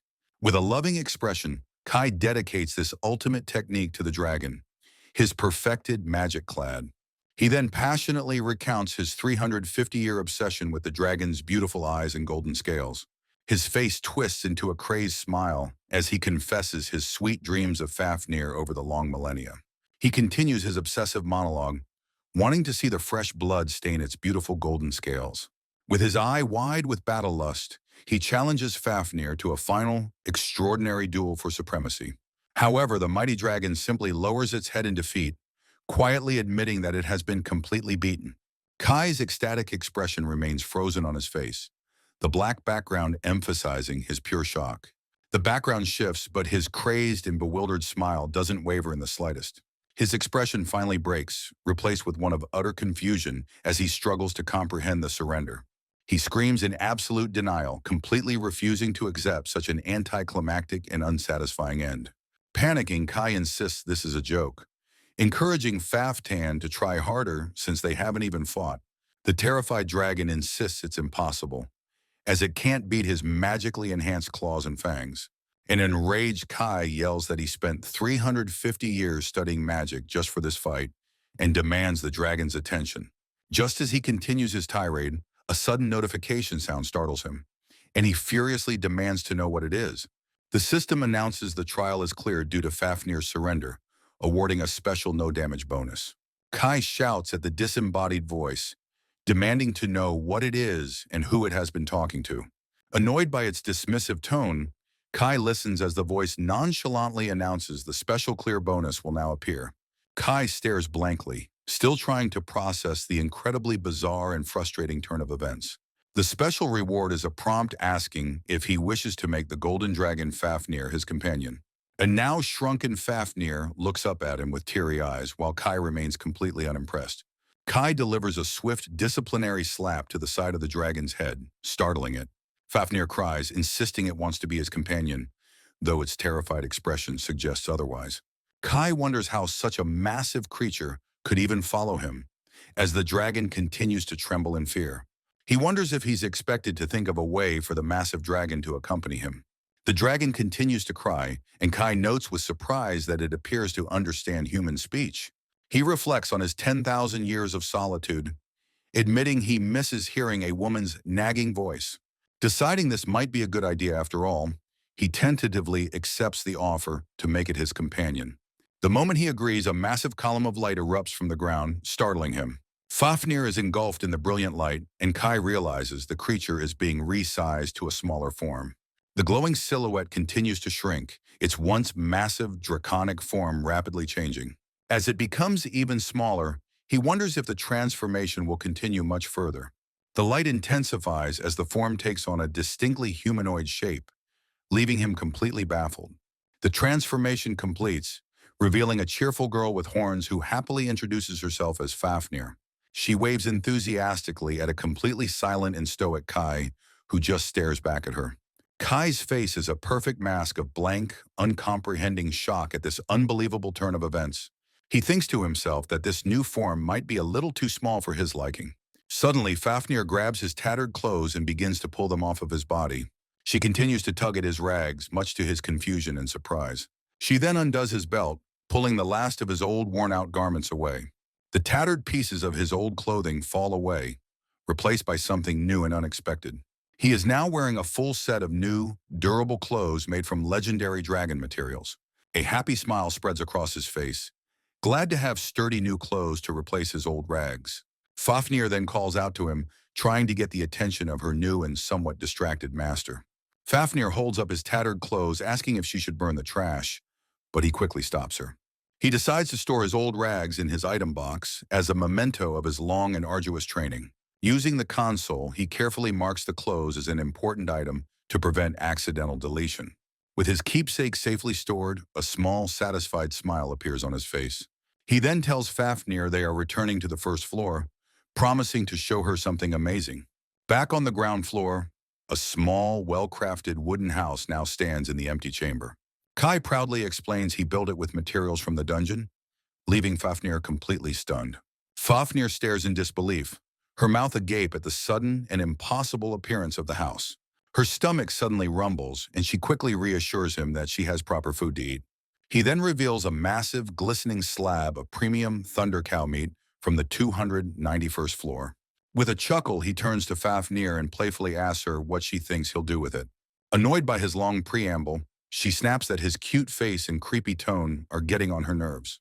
Ignoring her complaint, he summons the Flamberge, the flaming sword he acquired from a previous trial.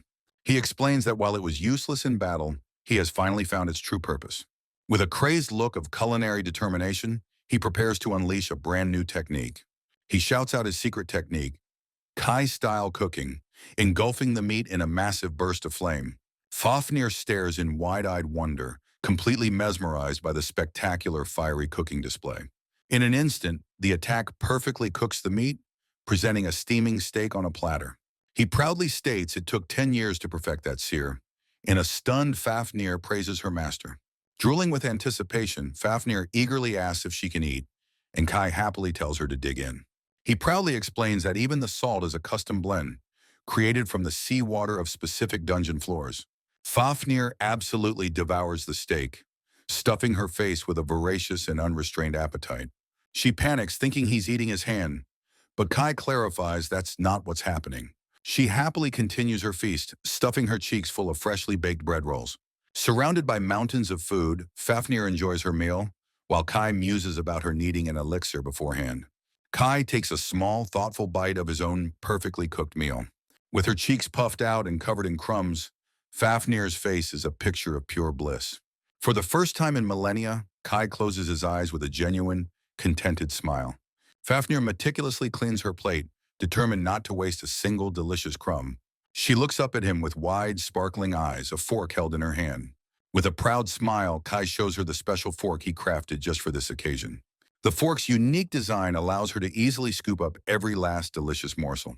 Watching her enjoy the meal so much, Kai lets out a genuine, heartfelt laugh. Fafnir continues to savor the meal, now sipping a drink through a small straw. He reaches over and gives his new companion a gentle, affectionate pat on the head. He reflects that although it's his usual cooking, this meal feels more delicious than any in 10,000 years. It's a strange sensation, as if something he lost over the millennia has finally returned to him. The obsession that drove him has vanished, replaced by the simple joy of sharing a meal with a companion. A gentle, serene smile appears on his face, a stark contrast to his former manic expressions. He concludes the final reward was reclaiming his humanity, but Fafnir happily calls it a win-win situation. The dungeon walls are covered in countless slash marks, marking the passage of time down to the 400th floor. Approximately 13,000 years after the game began, Kai and Fafnir stand ready for their next challenge. A massive, three-eyed, elephant-like creature with immense muscular arms emerges from the darkness. Fafnir points out its long nose, while Kai recognizes the beast as an elephant from a book he once read. The creature's maw twists into a sinister grin, letting out a low, guttural chuckle of amusement. It speaks, praising the rookie god for reaching its floor and vowing to send him to his doom. The beast then formally introduces itself as Ganesha, the one and only evil god. Unimpressed, Kai turns to Fafnir and casually asks for her opinion on this self-proclaimed evil god. He then asks if she's finished with her steak, and she confirms she will eat the rest of it later. She begins stuffing something into the front of her dress, her cheeks still puffed out with food. Suddenly, she pulls out a massive, futuristic-looking cannon, ready to engage the new enemy in battle. With a demonic grin, she declares her intent to kill the god, but Kai quickly tells her to wait. He remarks that she is as bloodthirsty as ever, wondering who she possibly could have inherited that trait from. Deciding to act as a parental figure, he clears his throat and prepares to set a proper example. He casually addresses Ganesha, warning the so-called god that it shouldn't be so reckless with its life. With a smug look, he offers it a simple choice: surrender now, and he will spare its life. Ganesha's central eye twitches in fury, completely shocked by the audacity of his demand to surrender. Kai calmly states he dislikes killing, but will protect everything from insects to dragons from harm. Enraged beyond measure, Ganesha lunges forward with a furious roar, ready to annihilate the insolent mortal. Kai stands his ground, unimpressed, and calls the great creator god nothing more than an impudent brat. Ganesha boasts about its master Mara being a high-ranking god destined for greatness. Kai listens with bored indifference as the god continues its arrogant and long-winded monologue. Tired of the speech, he casually flicks a small, magically enhanced pebble towards the massive deity. The tiny projectile streaks through the air, heading directly for the evil god's central eye. The pebble makes impact, causing a cataclysmic explosion that completely engulfs the entire chamber. The hilt of his katana is shown, the battle having ended as quickly as it began. With an annoyed expression, Kai complains that the god was both repetitive and incredibly irritating. The once mighty god has been completely vaporized, with not even a single bone left behind. Fafnir peeks from behind him, calling the arrogant god nothing more than a small fry. She then pops out with a beaming smile, praising her master for being so incredibly amazing. Kai tells her that's not the point, but she misunderstands, thinking he wants her to obliterate enemies. He scolds her for her bloodlust, but she complains she's hungry, so he promises to cook her a steak.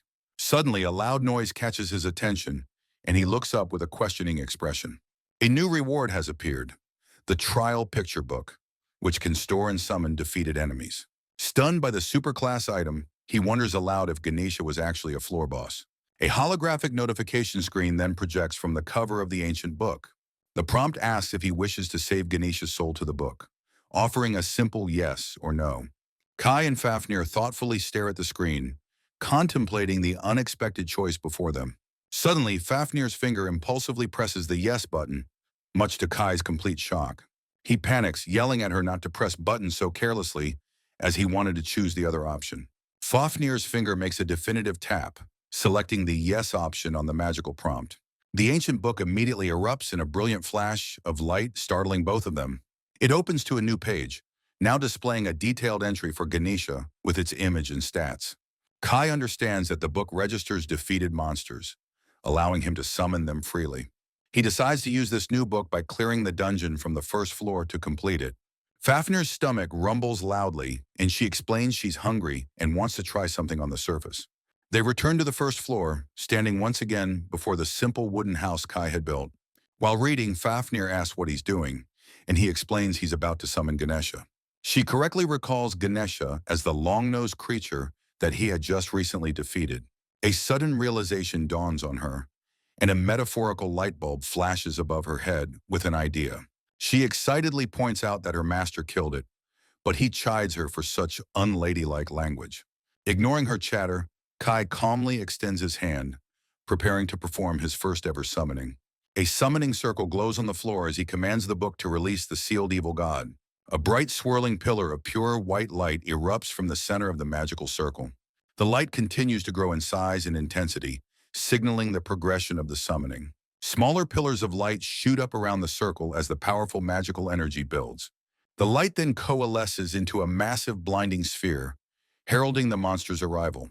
From within the dissipating light and smoke, the colossal form of Ganesha begins to materialize. The newly summoned creature stands once more in the familiar, oppressive darkness of the dungeon floor. However, a close-up reveals its face is now different, noticeably missing its third central eye. The summoned Ganesha looks around, its single eye wide with bewilderment and confusion. The creature seems disoriented, questioning where it is and what has happened to its memory. As Fafnir urges Kai to act, the sweating Ganesha stammers, addressing him as the newbie god. A sudden realization seems to strike the massive creature as it utters the word subordinate. Kai explains that he captured its soul to serve him, but the defiant god vehemently refuses the offer. Looking completely exasperated by its defiance, Kai decides he needs to teach the creature a lesson. He then pulls out his unbreakable stick, ready to implement some very strict and hands-on training. With a terrifying grin, he declares he will train it, promising 10,000 deaths will surely teach it obedience. A staggering 5,100 years later, Ganesha is seen sleeping peacefully in a massive pile with other creatures. It sleeps soundly, a faint snore escaping its lips, completely oblivious to its surroundings for a moment. Suddenly, its eye snaps wide open in a panic, and it jolts awake, screaming at itself to get up. The creature snaps to attention, saluting and wishing a sleepy Kai a very formal good morning. However, Kai violently strikes the creature, yelling that its response was far too slow. He scolds the cowering god for its tardiness, demanding a quicker response as Ganesha profusely apologizes. The once proud god grovels, calling itself trash, and a creature lower than the most insignificant insect. Nearby, Fafnir wakes up with a big stretch and a cheerful yawn, unaware of the intense training. Ganesha immediately turns its attention to her, offering a terrified and overly formal morning greeting. Once again, Kai violently punishes the creature, yelling that its greeting to Fafnir was also too slow. He then furiously scolds it for using such self-deprecating language in front of Fafnir. Confused, Fafnir salutes and greets Master Scum, wondering aloud if she has become scum by association. Fafnir declares everyone is scum, while a sensor in Kai's new gauntlet detects no apology. As punishment, Fafnir orders Ganesha to do 500,000 push-ups while she eats breakfast, which it obeys. 1 hour later, the completely exhausted Ganesha is seen panting and sweating profusely from the ordeal. With its training complete, Kai announces it is time to return to the dungeon and fill his picture book. Ganesha looks on, confused, as Kai examines his new gauntlet, stating that he wants to test it. Fafnir asks if he has acquired a new power-up item, but he simply holds up his arm. With a wide grin, he explains that his new sealing gauntlets can actually power down his own abilities.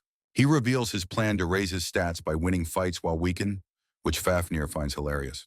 Before they depart, Kai orders Ganesha to clean the house and prepare a massive meal for Fafnir. An immense amount of time passes, bringing the total to a staggering 565,000 years into the game. Now on the 700th floor of the dungeon, Kai and Fafnir traverse a vast and desolate wasteland. They observe their surroundings, noting the bleak landscape with its crimson sky and lack of any features. Kai spots a burning bush, wondering if it's a boss, as Fafnir notes the lethal 200-degree temperature. From within the intense flames, a massive and majestic phoenix-like creature begins to materialize before them. The fiery bird speaks, expressing its surprise that a nameless intruder has managed to reach its domain. A nervous Kai sweats, his cheeks puffed out as he attempts to assess this powerful new enemy. He realizes his gauntlets have lowered his stats so much that he can no longer gauge his opponent's strength. The Phoenix recognizes him from a past encounter, but struggles to recall his rank at the time. However, it senses a faint, deeply hidden killing intent, suggesting a power far greater than what it sees. The creature now wonders if he's a strong foe in disguise, or just a weakling unworthy of its attention. A nervous Kai turns to Fafnir, asking for her opinion on their new fiery opponent. Fafnir stares intently with wide eyes, her expression a mixture of awe and something else entirely. Drooling with hunger, she happily declares that the majestic creature looks absolutely delicious to her. While Kai clarifies he meant its strength, Fafnir just insists she would prefer it to be well done. As Kai scolds her for her gluttony, the Phoenix overhears, completely baffled by their strange conversation. Her assessment suddenly changes as she casually calls the magnificent creature a freakish bird. The Phoenix erupts in pure rage, screaming at them for the blatant and disrespectful insult. A sweating Kai nervously tries to calm the situation, realizing Fafnir has made things much worse. He tries to explain it was a figure of speech, meaning it looked more like an ingredient. The furious Phoenix roars that it will never forgive their insolence and prepares to attack them. Fafnir's massive weapon, the cornu, activates with a heavy thud, its 3 barrels glowing with power. She equips her dragon iron-clad cornu, declaring she is now fully engaged and ready for battle. With a knowing smile, Kai tells Fafnir that if she can manage to defeat it, she can eat it. As the cornu charges, Kai sighs, realizing the trial to defeat the Phoenix has officially begun. The Phoenix glares down at them, calling them insolent fools for daring to challenge it. It unleashes a massive barrage of fireballs, vowing to burn Fafnir for her unforgivable disrespect. One of the fiery projectiles hurtles directly toward the massive stationary cornu weapon on the ground. The fireball makes a direct impact, engulfing the weapon in a swirling vortex of intense flame. The Phoenix looks on in complete shock, completely startled by the unexpected result of its attack. Fafnir emerges unharmed, warning the Phoenix not to underestimate the power of her incredible cornu. With her weapon still absorbing the fire, Fafnir leaps high into the air, preparing her assault. As she plummets towards her target, she lets out a ferocious and determined battle cry. She then unleashes a powerful technique, shouting out the name of her attack, Lion's Void Slash. Her armored fist tears through the Phoenix's massive wing, leaving a trail of black blood in its wake. Undeterred, she spins through the air, building momentum for a follow-up strike on her opponent. She continues her devastating aerial ballet, gracefully moving towards her now wounded target. With a determined shout, she prepares to deliver another powerful and decisive finishing blow. Her second strike completely severs the Phoenix's wing, sending the massive limb falling to the ground. The massive severed appendage plummets through the air, its dark silhouette a testament to her power. Fafnir tumbles through the air amidst the debris, her powerful aerial assault now finally complete. She quickly regains her balance, preparing to make a safe and controlled landing on the ground below. A small, confident smile spreads across her face as she assesses the damage she has just inflicted. With the battle seemingly won, her powerful cornu weapon begins to hum with residual energy. She lands with immense force, kicking up a massive cloud of dust and debris upon her return. Kai applauds her, praising the magnificent attack but noting she got the name wrong this time. With stars in her eyes, Fafnir excitedly demands that her master begin preparing her well-earned meal. Kai happily agrees, summoning his Flamberg sword and promising to cook up the delicious thigh meat. However, his expression suddenly shifts to one of complete and utter surprise as he notices something. He points out that the defeated creature has somehow started burning on its own with a strange fire. As the creature's form regenerates, Fafnir insists she completely destroyed it with her powerful attack. The phoenix is completely reborn in a massive inferno, its body fully restored and radiating with power. The creature gloats, declaring that it is an immortal god bird that will always revive from death. Fafnir is eager to attack again, but Kai calmly holds her back, telling her to wait. A low, sinister chuckle escapes Kai's lips, his expression twisting into a confident, menacing smile. He dismisses the creature's claim, stating he's never liked immortal beings and finds them irritating. He announces he will test the phoenix immortality himself, his bloodlust beginning to boil over. With a crazed look, he details his plan to rip out its organs and mince it into tiny pieces. He continues his dark promise, intending to grind its remains into charcoal with his thundercut sword. Looking forward to the test, he wonders aloud just how long the so-called god bird's life will last. With a sharp sound, he draws his legendary katana, the blade scraping against the stone floor.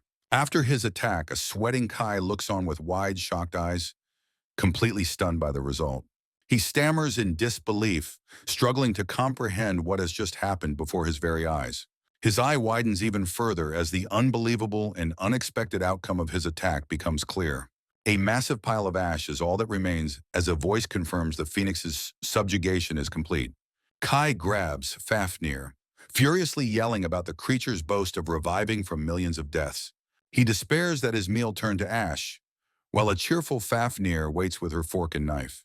Still in shock, Kai questions if this is even possible, as a drooling Fafnir eagerly awaits her food. Suddenly, a familiar system notification sound chimes, catching Kai's immediate and full attention. A prompt appears, confirming the phoenix's soul is available and asking if he wishes to capture it. In a fit of pure rage, Kai slams his fist into the ground, screaming in utter frustration. He furiously berates the pile of ash, disappointed that the so-called immortal bird was so pathetic. Fafnir just stares back with a blank expression, still holding her fork, completely unfazed by his outburst.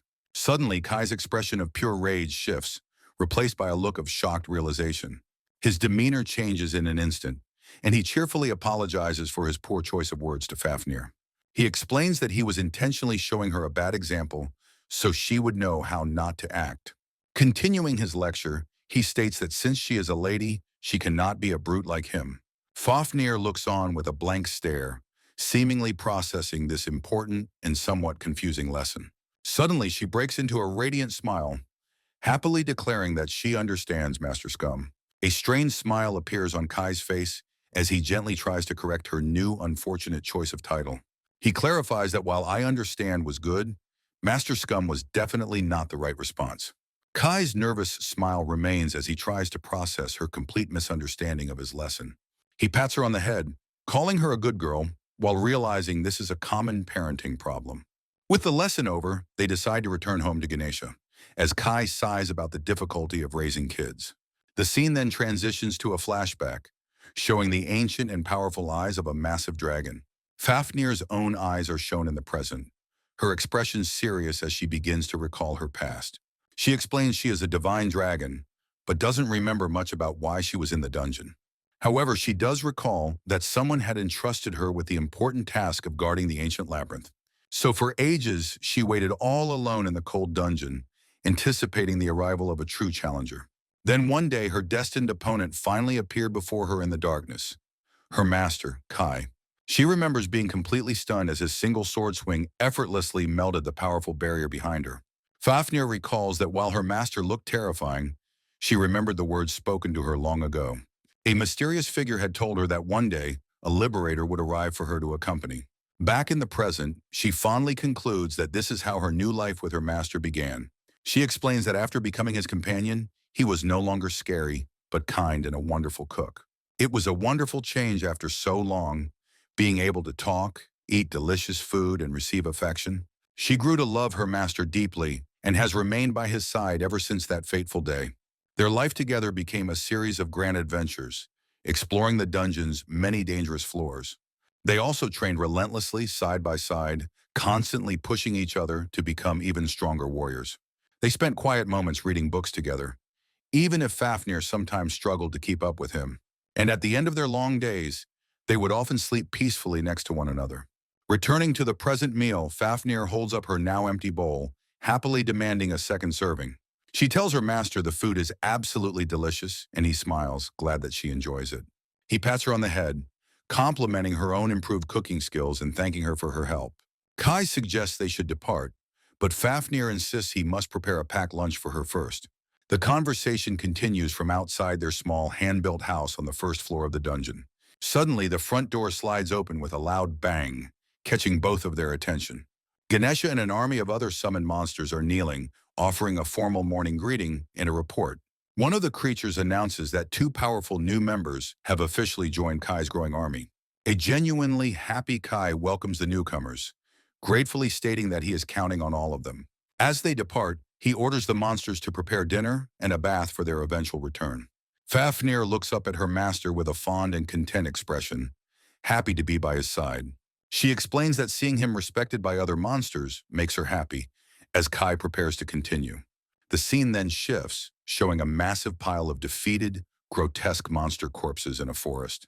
A voice from off-screen triumphantly declares that they have successfully defeated all of the monsters. A cheerful Fafnir runs through a stream, happily celebrating their victory and praising her master's strength. However, her celebration is cut short as she stops and looks up with a surprised and concerned expression. Kai stands silently, his head bowed with a sad and incredibly lonely look on his face. Noticing his sudden change in mood, a worried Fafnir asks her master what is wrong with him. His mood shifts in an instant, and he turns to her with a bright smile, boasting about their victory. He then jokes that the monster is difficult to cook, and Fafnir defensively insists she's not a glutton. Fafnir looks at him with a knowing and gentle smile, understanding his attempt to lighten the mood. She reflects that sometimes her master has an incredibly sad and lonely expression on his face. She recalls a time when she woke up in the middle of the night to use the restroom. Her expression in the memory is one of pure shock and terror at what she discovered that night. At that moment, she realized that her master was no longer lying in the bed beside her. Believing he had abandoned her, she frantically jumped out of bed to desperately search for him. Peeking outside, she heard him whisper a single unfamiliar name into the darkness. Lyra. Tears streamed down her face as she watched him, overwhelmed by a mix of confusion and sadness. She had found him leaning against a railing, staring out into the vast, dark emptiness of the dungeon. His profile was filled with a profound loneliness that she had never seen from him before. As tears streamed down her face, she watched him lovingly call out an unknown, cherished name. She was terrified, feeling like he would vanish into a distant world, and her tears wouldn't stop. Returning from the balcony, Kai is greeted by the sound of a door opening nearby.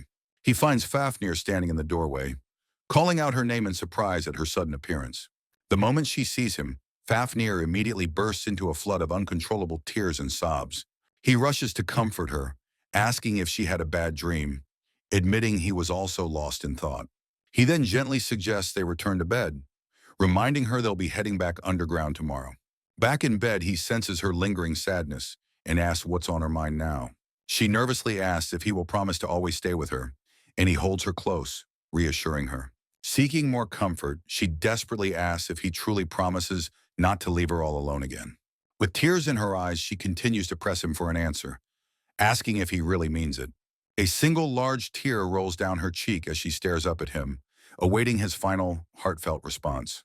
He gently reminds her that he always taught her that it's wrong to lie, which she confirms. He then asks if he has ever lied to her before, and she insists that he never, ever has. With a kind and reassuring smile, he promises that he only ever speaks the truth to her. Therefore, he holds out his hand, preparing to make a solemn and binding vow just for her. They lock pinkies, and he formally promises that from this moment on, they will be together forever. Overwhelmed with pure joy, Fafnir cries freely, telling her master that she loves him so much. With his eyes closed, Kai whispers the word forever, sealing his heartfelt promise to his companion. Filled with relief, she quickly fell asleep in his arms, praying this happiness would never end. With the trial finally over, Kai and his two companions emerge from a glowing magical circle. A voice from the system congratulates him on clearing the trial of the gods as he steps out. His consciousness is then forcibly reconnected to his memories from just before he entered the dungeon.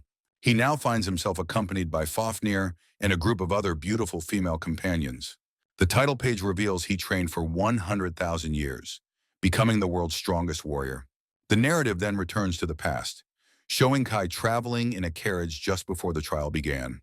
He recalls how he was chased by monsters, which led him to accidentally stumble into the dungeon. He was trapped inside, unable to leave until he completed the trial, as time outside remained frozen. Battered and exhausted, he remembers the tens of millions of monster battles he had to endure. With his long and arduous trial finally complete, he emerges from the dark woods into a clearing. He cries out in despair, realizing it took him a staggering 100,077 years to clear the dungeon.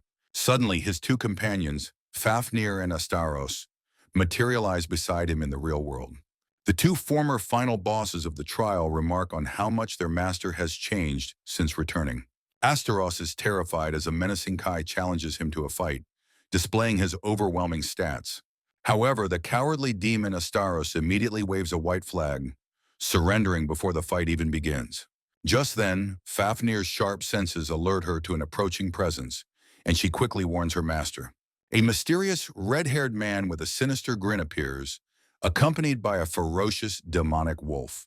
The newcomer confronts the group, casually asking if they are finally done trying to run away.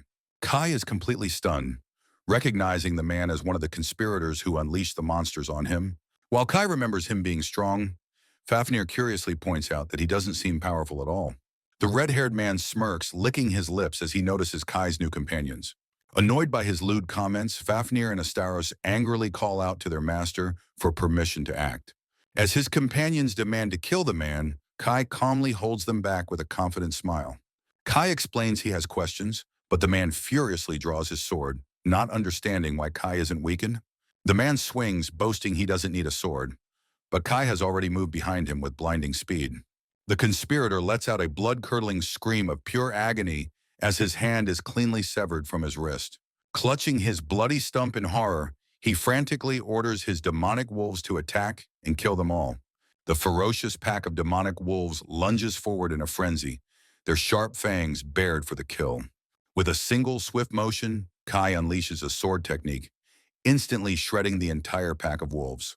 The terrified man stumbles backward, screaming at the monster who just annihilated his powerful beasts. Kai unleashes another technique, the death line, as the wolf remains are still disintegrating in the air.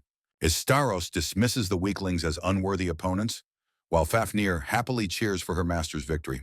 The battle ends quickly under the quiet, full moon, leaving only the aftermath of the brief confrontation. The voice of the defeated man echoes, lamenting the loss of both his hand and his demonic beasts. Now tied up, the Imperial Summoner quickly confesses everything he knows about their sinister plot. He reveals a noble named Frankton is conspiring with the Empire to kidnap Princess Rosemary of Emeria. For this plot, the Empire dispatched the powerful Sword Emperor, Signal, and the Summoner ends to the kingdom. Hearing this, Kai thinks of Princess Rose, feeling a strange need to protect her from the Sword Emperor. He declares his desire to fight the Sword Emperor, much to Astaros' concern and Fafnir's excitement. To create a diversion, Kai opens his trial picture book, preparing to summon a creature to distract the Imperial army. He summons an army of ant-like monsters, ordering them to kill the enemy summoners without hesitation. A nervous Astaros looks on, completely disgusted by his master's taming of the dungeon monsters. Kai then unleashes a massive swarm of flying Batmen, which fill the night sky above the forest. The insectoid army descends upon the enemy camp, ordered to trample and destroy everything in its path. The Imperial summoners scream in pure terror as the massive summoned insects begin their relentless assault. One of the Batmen delivers a powerful, brutal punch, sending a cloaked summoner flying through the air. Inside a nearby tent, Princess Rosemary is startled by the commotion, as her attendant urges her to escape. Her attendant Anna bursts in, declaring they are under attack and must prepare to leave immediately. Rosemary asks who the enemy is, and Anna reveals there are traitors from the Empire among them. Just as they prepare to flee, a man's voice calls out to Rosemary, stopping them in their tracks. Looking outside, Rosemary is horrified to find the camp in chaos, with traitors surrounding her tent.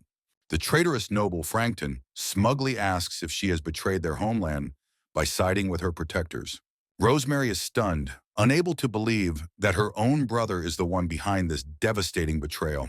Frankton reveals his sinister plan to marry her off to an imperial prince, ensuring his son's succession.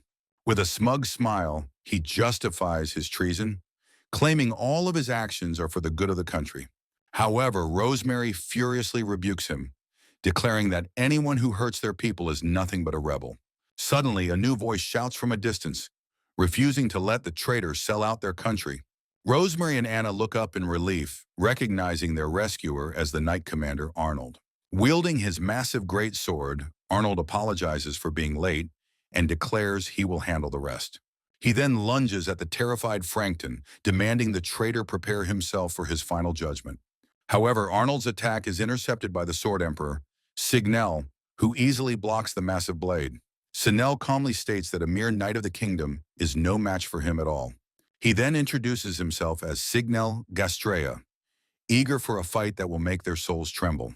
Arnold stares in disbelief, realizing his opponent is the infamous Sword Emperor from the Gritnial Empire.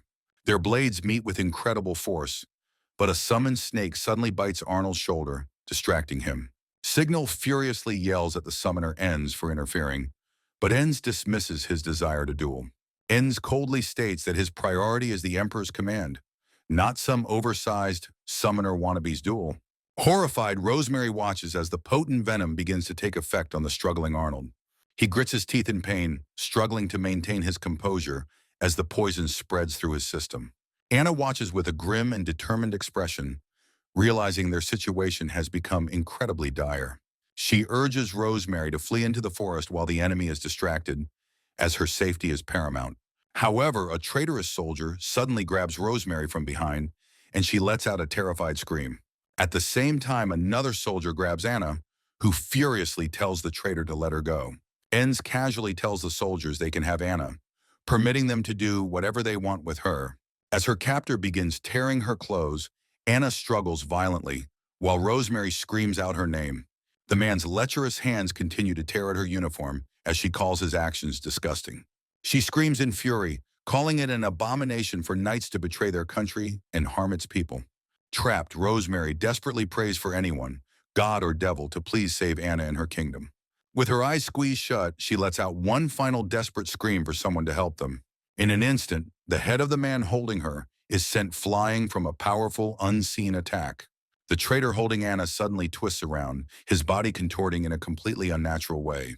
Suddenly, Kai appears, covering Rosemary's mouth as he delivers a powerful strike to her attacker. The traitor's helmeted head rolls onto the ground, leaving a completely stunned Rosemary staring in disbelief. As Kai stands before her, Rosemary recognizes him as the supposedly talentless boy she once knew. The narrative flashes back explaining that all humans receive a special gift when they turn 13.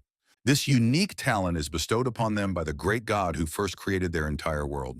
The divine blessing is transferred through a glowing orb during a special and sacred ceremony. Some are blessed with incredible combat skills, destined to become great knights and powerful warriors. Others receive gifts suited for leadership or specialized roles, which determine their future path in life. However, the fate that was given to Kai Heinemann was a stark and cruel contrast to everyone else's. As Rosemary looks up at him, the story confirms he received the weakest gift in recorded history. He was labeled as the most talentless person in the world, a brand that followed him everywhere. Back in the present, Kai offers his hand to the fallen Rosemary, asking if she can stand. The remaining Imperial summoners scream that he is a monster and desperately try to flee for their lives. A cheerful Fafnir waves her massive gauntlet, happily bidding farewell to the terrified fleeing enemies.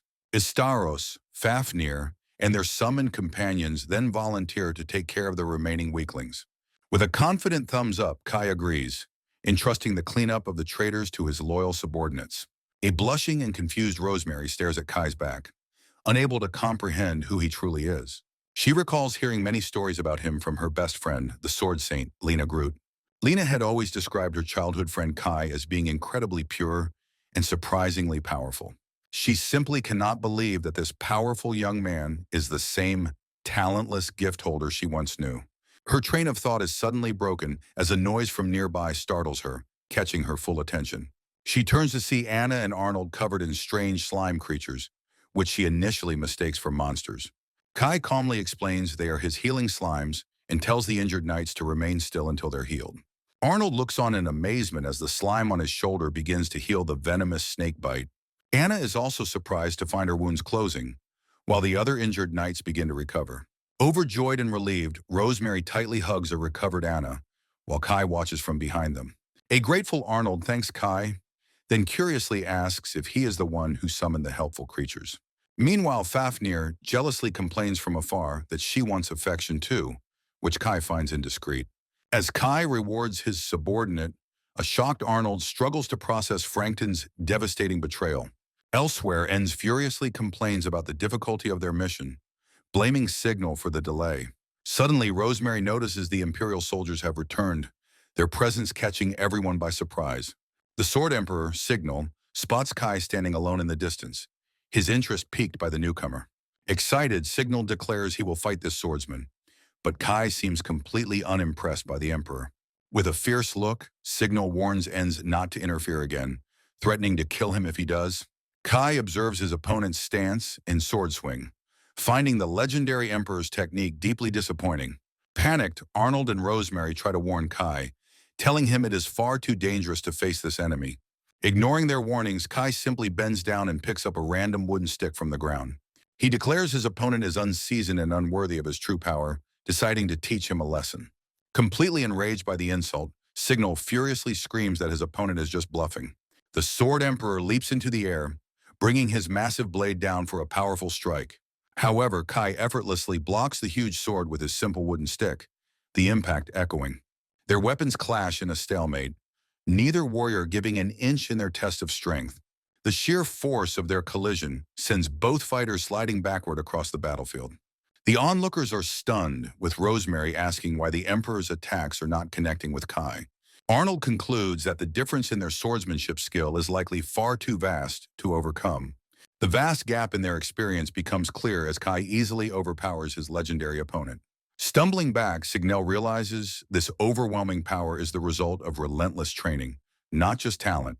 With a final push, Kai disarms the Emperor, whose massive blade becomes embedded in the ground. The defeated Emperor stares up at his opponent, completely outmatched and now at his mercy. Kai calmly states that he understands his opponent's talent with a sword, but it is not enough. A horrified Signal questions if the previous Sword Emperor should have given his name to Kai instead. Kai offers them a chance to retreat, telling them to return to the Empire for the Sword Emperor's sake. The summoner Enz grits his teeth in frustration, clearly angered by this turn of events. A crying, defeated Signal is carried away by Enz, who calls out to the Sword Emperor in dismay. Suddenly, Enz becomes wreathed in a powerful, dangerous aura of magical flames, declaring his opponent is too dangerous. He furiously summons the mighty Spirit King Ifrit to annihilate his far too dangerous opponent.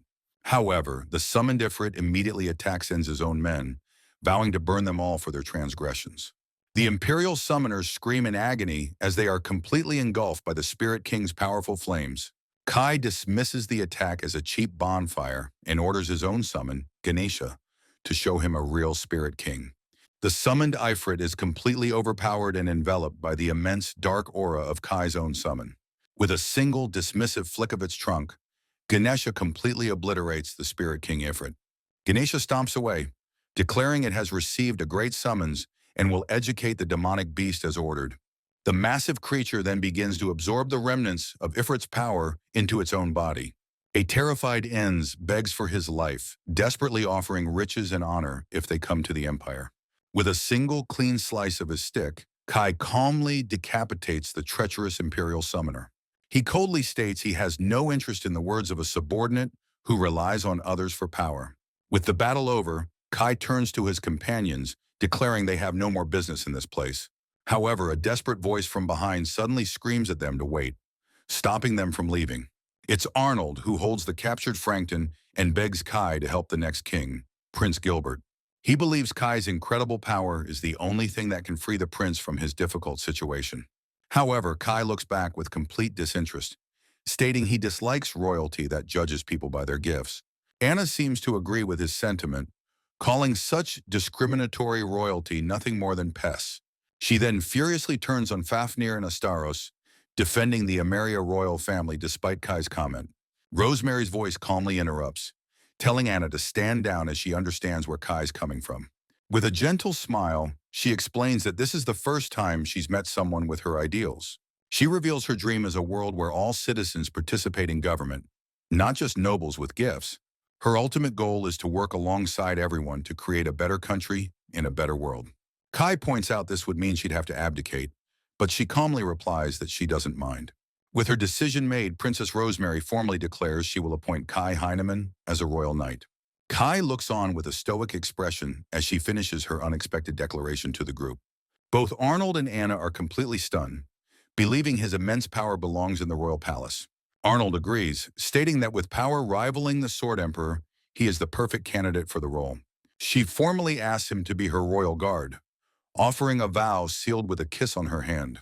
Kai stares back with a serious and unreadable expression, contemplating her surprising and formal offer. After a moment of silence, he calmly reaches out and takes her outstretched hand in his own. However, instead of a kiss, he clenches her hand, making a counteroffer to help until she finds a real guard. A blushing and surprised Rosemary stammers for a moment, then agrees to his unexpected terms. With their new deal sealed, they firmly shake hands, establishing their temporary arrangement. As Rosemary happily pats Kai's head, Fafnir and Astaros watch from a distance with differing opinions. From afar, Astaros complains about his master's humility, but Fafnir says it's just like him. Later, Rosemary sits at a desk, beginning to write a letter to her dear best friend Lena. She explains that this letter is being delivered by Arnold, who is taking Frankton to the city. She has entrusted Arnold with proof of the conspiracy and the attack from the Empire's forces. Peeking from behind a wall, she admits in her letter that she was also very surprised by the events. The letter reveals that Kai defeated the Imperial soldiers, and he asks why she's staring at him. She quickly says it's nothing, but expresses how grateful she is to have him with her now. The scene then transitions, showing a large and bustling city under a bright, sunny sky. A sharp, definitive sound marks the transition as the narrative moves forward in time. Now, relaxing on a balcony, Rosemary explains that they are currently staying in the town of Papra. Kai questions the king's order to wait for weeks, which Rosemary confirms is for safety. She then expresses her gratitude that he accepted the temporary position of her royal guard. Rosemary admits that if he had refused, her only other option was to appoint the sword saint, Lena. Kai realizes she didn't want to involve Lena, her close friend, who is currently training with the Heroes Party. She confirms her desire to protect her childhood friend from this dangerous mission, and then apologizes. Annoyed, Kai stands up abruptly, stating that this is at least better than being kept in the dark. With a cheerful wink, Rosemary thanks him again, and then asks for just one more small favor. Meanwhile, in another room, Fafnir and Astaros are sleeping peacefully in bed together. Kai's shadow falls over the room as he quietly approaches their door, ready to interrupt their rest. He throws the door open and loudly shouts at them to wake up, startling a sleeping Astaros. A naked Astaros scrambles for a sheet as Kai announces they are going shopping in the town. A close-up reveals Astaros' blushing and completely flustered expression from the sudden intrusion. Kai stands with his back turned while the still flustered Astaros tries to cover up. A sleepy Fafnir is shocked, having just realized for the first time that Astaros is actually a woman. Yawning, Fafnir greets Rosemary and Anna in the hallway, who both offer a cheerful good morning. As Rosemary brushes Fafnir's hair, she asks her to find some cake ingredients while shopping with Kai. Fafnir is delighted, and Rosemary promises to bake a cake as a thank you for their help. Before leaving, Kai instructs a massive lion-like beast to guard the princess in his absence. Fafnir waves a cheerful goodbye as she, Kai, and a now-clothed Astaros depart for the town. From their window, Rosemary and Anna wave back, confident they'll be safe with Kai's protection. Anna remarks on Kai's feigned bluntness, noting that he is actually quite a serious person. The town of Papra is a bustling post town situated deep within the vast Shirshir Great Forest. It's a gathering place for hunters from all over the world, its streets teeming with life. They enjoy the town's famous red fruit, a popular delicacy sought by merchants and travelers alike. Kai learns the town is a sanctuary where persecuted individuals like Beastmen can live freely. A flashback reveals he'd always dreamed of visiting after hearing stories from his hunter mother. With a satisfied smile, he considers registering as a hunter to finally earn some money. Suddenly, a commotion from a nearby crowd catches their attention, and Astaros asks what's going on. Deciding to investigate, Kai is surprised when Fafnir's fox companion suddenly runs ahead into the crowd. The crowd is gathered around a massive, perfect red fruit, celebrating it as the best harvest of the year. A pompous noble named Getty is offered a taste of the magnificent fruit, which he accepts. As he accepts the fruit, one of his cloaked followers secretly casts a spell on it. Astaros immediately notices the magic, telling Kai the attendant is using a spell to make the fruit rot. The noble then takes a large, confident bite out of the seemingly perfect piece of fruit. He immediately cries out in shock, revealing the bite mark is covered in disgusting mold. Disgusted, the noble spits out the bite and furiously throws the completely rotten fruit to the ground. He furiously accuses the farmer, claiming this was an attempt to poison Prince Gilbert with rotten fruit. He then declares the entire town must be in on it, accusing them of making a blood pact. While Asteros explains the setup, Getty demands the entire town be executed for their disrespect. He adds that even Frankton can't be saved, demanding a 50 million compensation fee the town can't pay.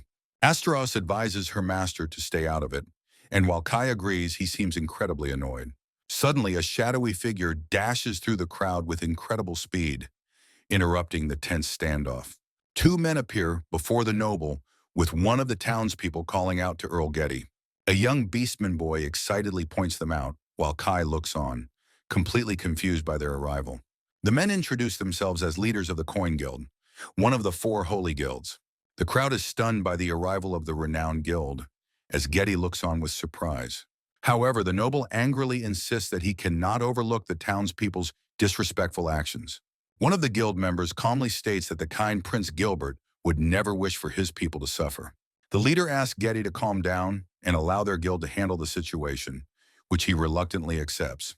Getty agrees to save face for the guild, but orders the terrified mayor to bring a proper fruit next time. The crowd praises the Coin Guild for their intervention, but Astaros remains highly suspicious of the exchange. Astaros notes Getty and the guild are likely working together, and Kai sighs at the obvious farce. As Kai decides to leave, Fafnir's fox companion suddenly dashes off, much to her surprise. In an alley, a group of men corner a young beastman, blaming his father's fruit for the incident. They refuse to buy any more fruit, accusing his family of repaying a kindness with ingratitude. The terrified boy throws apples at his attackers, screaming at them to leave him alone and die. A large man grabs him from behind, identifying him as a member of the violent parasite group. The boy screams in terror, desperately trying to break free from the man's powerful grip. One of the men violently stomps on the boy's dropped fruit, stating his family is an inconvenience. Tears of pure terror stream down the young beastman's face as he's surrounded by his tormentors.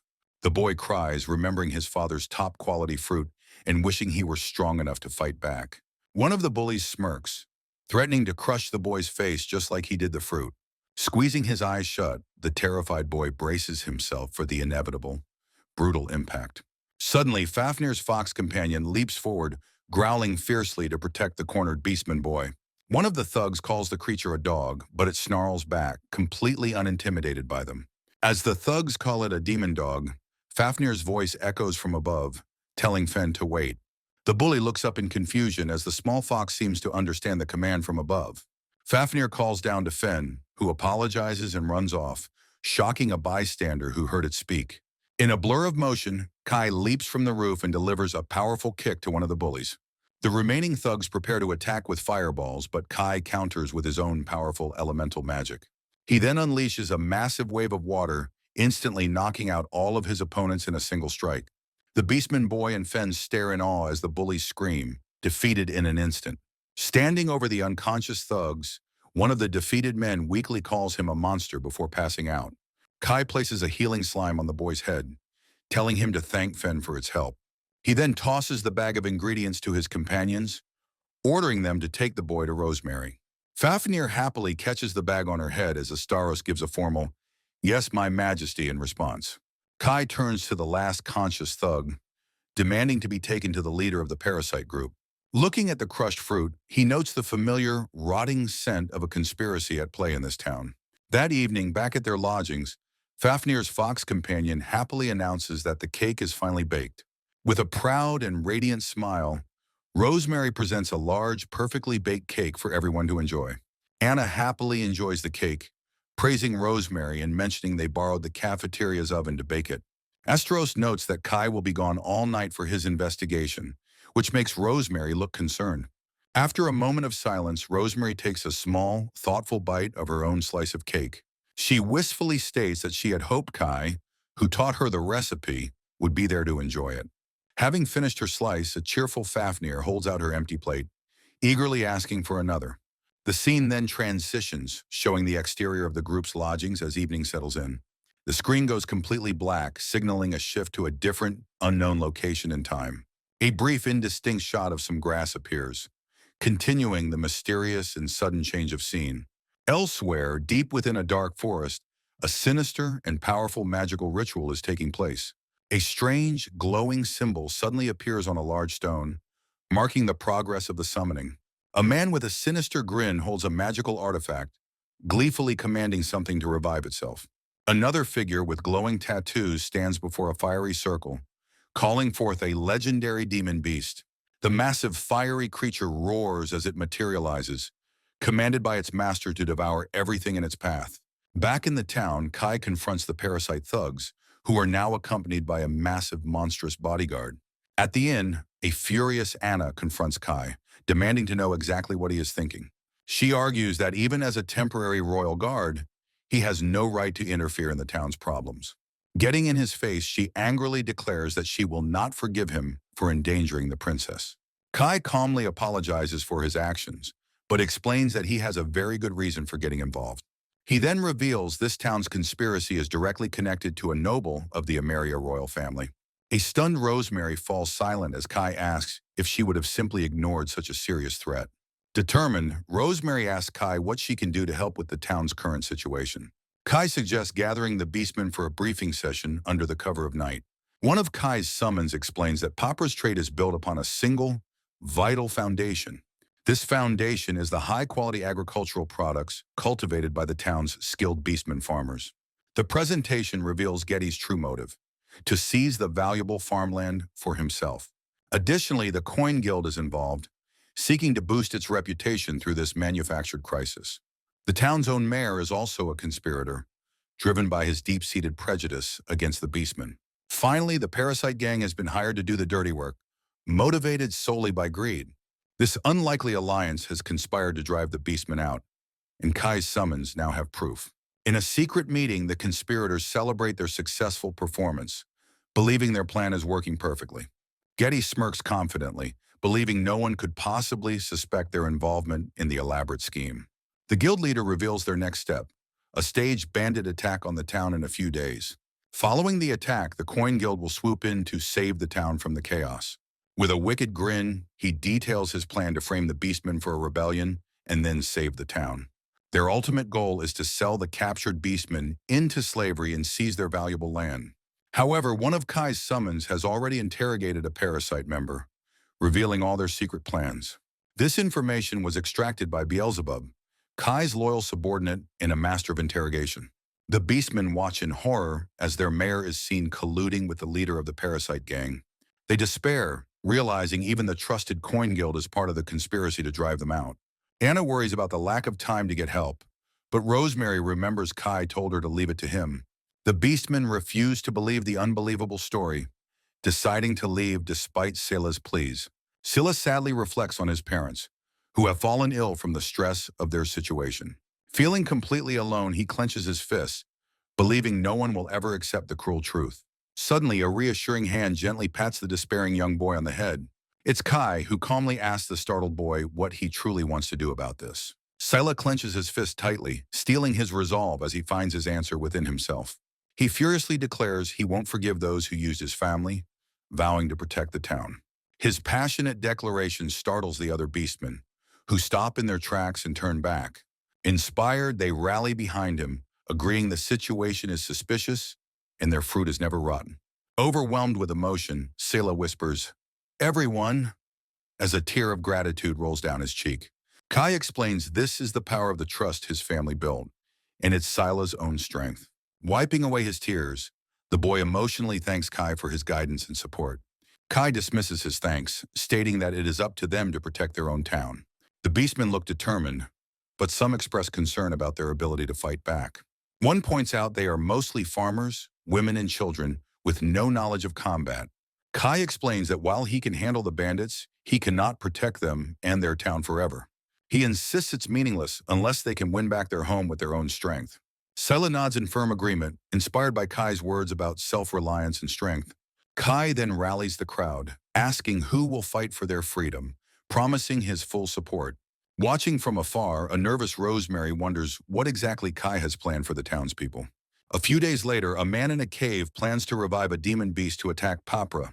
His elven associate confirms the job will be completed perfectly in just a few more hours.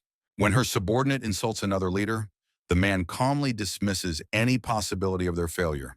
With a cold, intense stare, he gives a terrifying command in his own name, Gilma. Suddenly, the insubordinate cloaked figures begin to melt, crying out in shock and agony. The elven woman screams in horror, watching her subordinates dissolve into puddles before her very eyes. Gilma smirks, sparing his important sponsor and mocking her as a fearsome spell user. He then turns his back, casually telling her to leave while he is still in a good mood. Clutching the remains of her subordinate's cloak, the elf trembles with a mix of rage and fear. She orders a small, insect-like creature to retreat and report back on the sudden turn of events.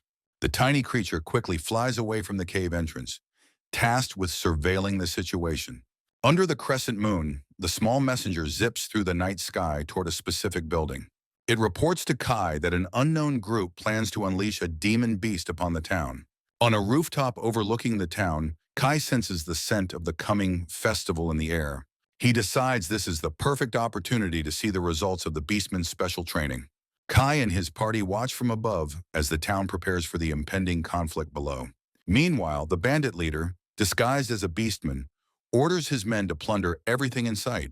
With a ferocious battle cry, the fake bandits charge into the seemingly defenseless town streets. One of the bandits sneaks into a nearby house, eager to be the first to start looting. However, he is stopped in his tracks by the young Beastman boy, Scylla, who stands defiantly. The bandit scoffs, turning to dismiss the small child blocking his path into the house. With a cruel grin, he raises a large cleaver, declaring it's time for the boy to go to sleep. Suddenly, an unseen force strikes him, his face contorting in pure agony from the powerful blow. As the bandit is thrown back, Scylla stands firm, having perfectly executed the technique Kai taught him. Fen the fox cheers as the bandit is knocked out cold, a clear victory for the young beastman. Scylla is shocked, realizing with a blush that he won just by following his master's instructions. A flashback reveals Kai's subordinate had promised to forge the beastmen into warriors in a short time. Another of his companions then offered to slow the flow of time within the training grounds for them. A cheerful Fafnir rallied the trainees, instructing them to call her Teacher Faf from now on. Their training was incredibly harsh, beginning with a 500-kilometer run and countless grueling exercises. Through sheer determination, the Beastmen endured the relentless and physically demanding regimen. They were trained to master a single, decisive, one-hit technique to guarantee victory in battle. Back in the present, Kai looks on, ready for his bandit repulsion operation to begin in earnest. The flashback shows the trainees collapsing under the watchful eye of their monstrous instructor. Despite the pain, their bruised fists show they never gave up, their resolve hardening with each challenge. As mere hours passed outside, days and weeks of intense training unfolded within the time-warped space. Elsewhere, the corrupt noble Getty celebrates his scheme, picking out a woman to entertain him. He drunkenly stumbles forward, preparing to force himself upon his captive for the evening. The terrified, bound woman can only watch in horror as his hand reaches for her thigh. Without warning, a foot smashes directly into Getty's face, stopping his assault in its tracks. The woman springs from the bed, having sent the corrupt noble flying with a powerful kick. At the same time, Getty's associate is brutally kicked by a woman, who calls him Lord Uncle. Elsewhere, a veiled Rosemary confronts the terrified mayor about the town's tainted fruit in the Beastmen. The Beastmen race through the streets, successfully defeating the bandits and reclaiming their home. A young Beastman girl unleashes a powerful fire spell, demonstrating the results of her intense training. Filled with determination, Scylla declares that they will protect their town with their own hands. Watching from a rooftop, Anna notes the bandits are surprisingly weak, though she still finds Kai's plan reckless. Rosemary closes her eyes with a relieved smile, glad to see that everyone seems to be okay. However, Anna warns her that it is far too early to feel safe, as Kai looks on stoically.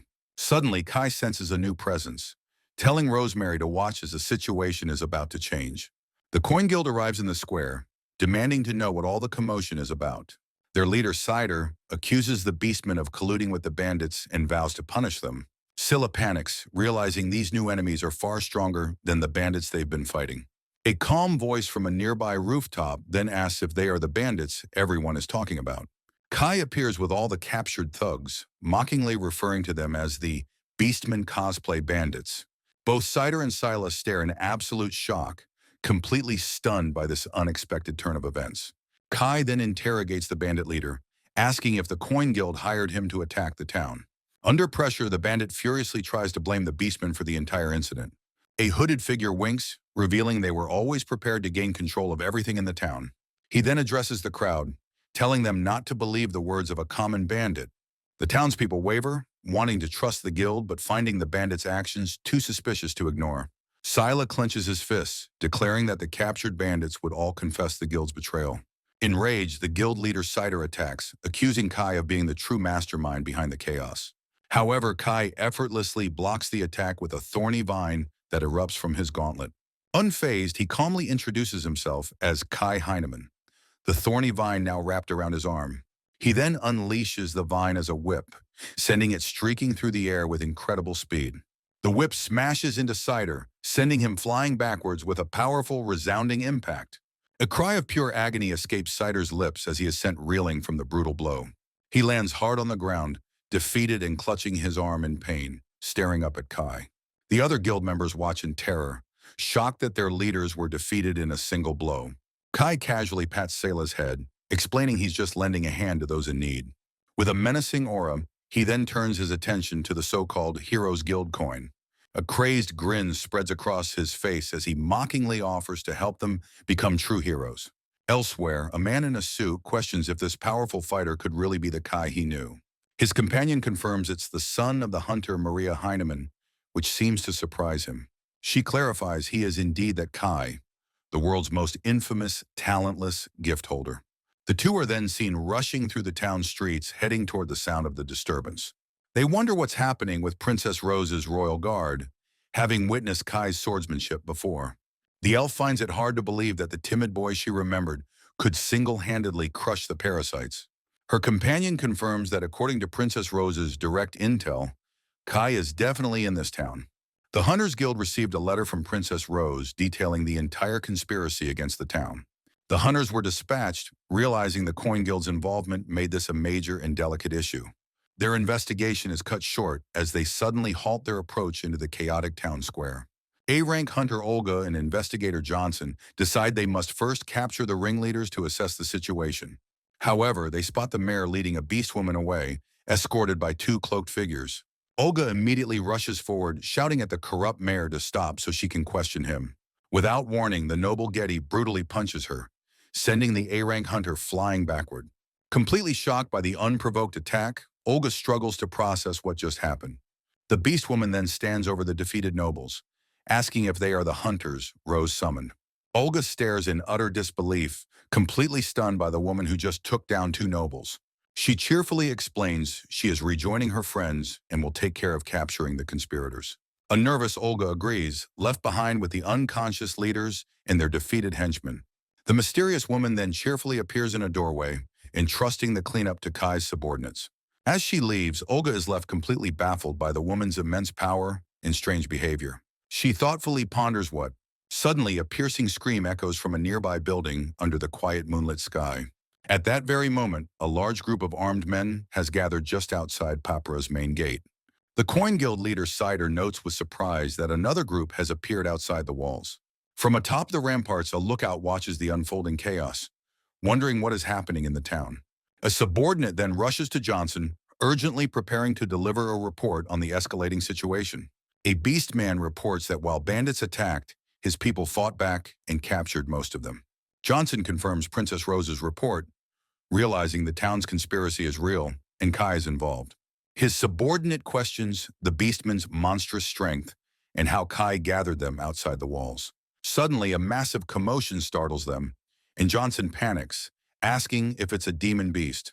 His eye is wide with pure terror as he desperately questions what is truly happening in this town. From a rooftop, Rosemary complains that Kai is being far too reckless, as Anna quietly agrees. As Rosemary wishes for an explanation, Kai casually remarks that someone has arrived, but it's no problem. Both Rosemary and Anna turn in complete surprise at the sudden appearance of the newcomer. The Hunter Guild investigator Johnson bursts onto the roof, screaming out Princess Rose's name in a panic. Rosemary stares back, confused by his sudden and frantic arrival as he continues to shout. He quickly apologizes for his rudeness, explaining he arrived at the request of the Central Guild. Anna asks why he is so panicked, but he stammers that it has nothing to do with her. Overcome with fear, Johnson finally blurts out that they know Princess Rose is in the town. Rosemary is completely shocked by this revelation, questioning how he could possibly know her identity. Both she and Anna are stunned as Johnson continues to panic, unable to properly explain himself. A massive, terrifying creature is revealed to be one of the four great demon beasts of the world. The seal on the legendary beast, Tutesu, has been broken, and it now stands before them. Meanwhile, outside the city walls, Kai stands on the ramparts, looking down at the captured guild members. The now healed guild members ask what he intends to do with them, now that they are gathered. Kai looks out over the field, where the bloody remains of a beast lie before the assembled men. Kai tells the aspiring heroes of Coin that they must now protect the town from the demon beast army. Suddenly, a massive, shadowy slime creature erupts from the ground, stunning the captured guild members. The creature engulfs one of the men, who screams in pure terror as he is consumed. From within the slime emerges a horrifying horde of monsters, including a tiger, a gorilla, and a bat. The Coin Guild members are left completely horrified and speechless by the sudden appearance of the army. One member recognizes the great demon beast Tutetsu, wondering if even the kingdom's entire army could defeat it.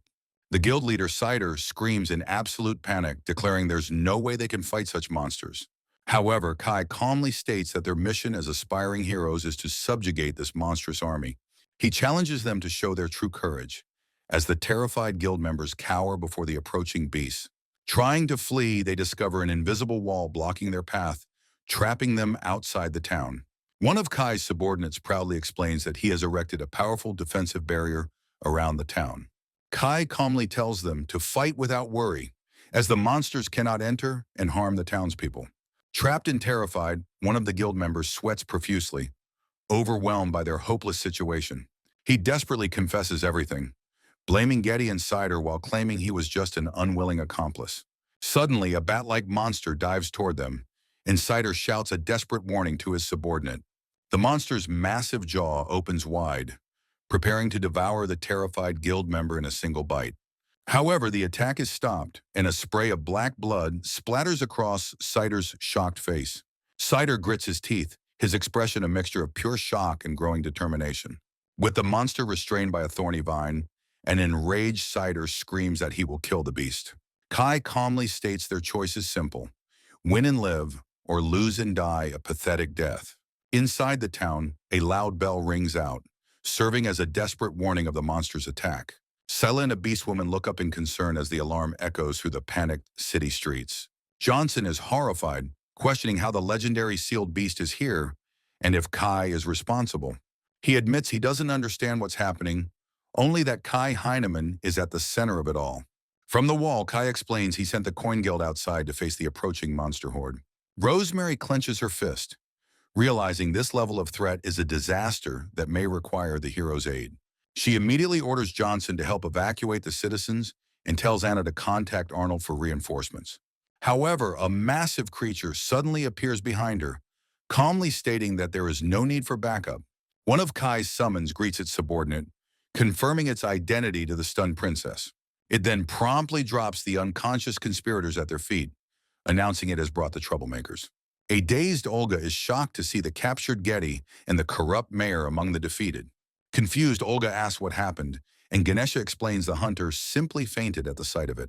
The massive creature then leans in to get a much closer and more intimidating look at her. Overwhelmed with terror, her soul leaves her body as she faints once more, much to Johnson's dismay. Rosemary insists on calling for aid, but the creature dismisses her, stating such reinforcements are unnecessary. Another of Kai's subordinates calmly reassures her, stating there is no need to worry about the beast. As Rosemary asks Astaros for help, the subordinate simply snaps her fingers with a confident look. In an instant, Kai's other powerful summons appear behind her, ready to follow her every command. She adjusts her monocle, explaining that the princess need only watch as they handle everything. Outside the walls, the battle rages on as Cider furiously struggles against one of the summoned beasts. One of the guild members despairs, watching his comrades die and wondering where their path went astray. He recalls how after gaining recognition, their guild became corrupt, seeking only money and fame. He realizes true heroism isn't just about power, but the courage to risk one's life for the sake of others. Gritting his teeth, he finally understands this simple truth and accepts the challenge before him. With newfound resolve, he lunges forward, striking a massive beast with his weapon. Though exhausted, he realizes victory is not impossible, and he can still fight on. He rallies his guildmates, declaring this is their chance to prove themselves and that they will survive. Inspired by his words, the remaining members let out a powerful battle cry, their resolve reignited.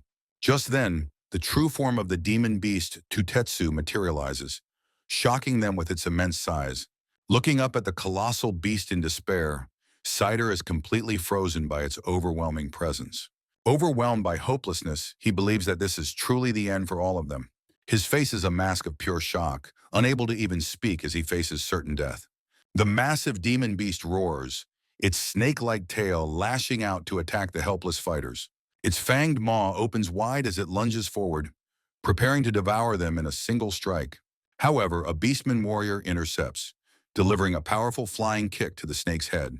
The incredible force of the blow sends the massive creature reeling backwards, stopping its attack. Cider and his subordinate can only stare in utter disbelief at their unexpected and powerful rescue. All at once, the Beastmen warriors leap into the fray, fighting alongside the stunned guild members. They join the battle, using their newfound strength to help the Coin Guild fend off the beasts. Sela clarifies they aren't allies, but expect the guild to face proper punishment for their crimes. From the wall, Kai asks if Sela is sure about helping the very people who tried to enslave him. Sila admits he is afraid, but knows that abandoning them would make him just as bad as they are. With a determined expression, he declares that more than anything, they all want to protect their town. Fen looks up, confirming to Kai that their resolve is genuine, and Kai quietly agrees with a smile. He then decides to entrust the fate of the Coin Guild members to the newly arrived Hunters Guild. Sila thanks him enthusiastically as Kai promises to watch over their battle from his post on the wall. He then shouts encouragement, telling them to show the fake heroes how to truly protect one's home. With Kai's declaration, the Beastmen let out a mighty roar and charge into battle for round 2. They look on in shock as the massive demon beast Tutetsu looms ominously over their small town. From a nearby rooftop, Johnson and the others also stare in disbelief at the colossal monster. A stunned Rosemary can't believe her eyes as the Beastmen are somehow overwhelming the great demon. A Beastwoman warrior rallies the others, explaining the lesser demons will keep spawning until the main body falls. She orders everyone to prioritize their attacks on Tutetsu's main body, and they charge forward together. However, Kai's attention is suddenly drawn to a new presence in the distance, and he turns his head. He spots the sorcerer, Gilma, hiding in the nearby bushes, secretly observing the chaotic battle. Distracted by the lesser demons, Kai realizes this must be the sorcerer who resurrected the ancient beast. Tutetsu lets out a furious roar, screaming Gilma's name and demanding he lend a hand in the fight. Clearly annoyed by the outburst, Gilma clicks his tongue in frustration from his hiding spot. With a sharp sound, he rises from the bushes, his patience with the demon finally wearing thin. Taking a firm step forward, he prepares to personally intervene in the escalating battle. Standing atop the beast, Gilma calls it pathetic and orders it to kill the insects below. Annoyed by its weakness, he decides to use a special artifact he found in some ancient ruins. With a sinister smile, he reveals a swirling, dark orb he calls the Jade of Tyranny. He laughs maniacally, deciding that this is the perfect opportunity to test the orb's true power. In a flash of motion, he violently shoves the powerful artifact directly into Tutetsu's head. The demon beast roars in pure agony as its head begins to grotesquely distort and mutate. Gilma smirks confidently, correctly guessing that the artifact is a powerful enhancement-type item. The beast's body grows larger and more monstrous, its drooling maw a sign of its newfound power. A Beastwoman warrior is shocked to see its tail has regenerated and warns everyone to be careful. The enhanced tail lashes out with incredible speed, violently knocking the Beastmen off their feet. They are thrown to the ground, completely overwhelmed by the creature's new and immense strength.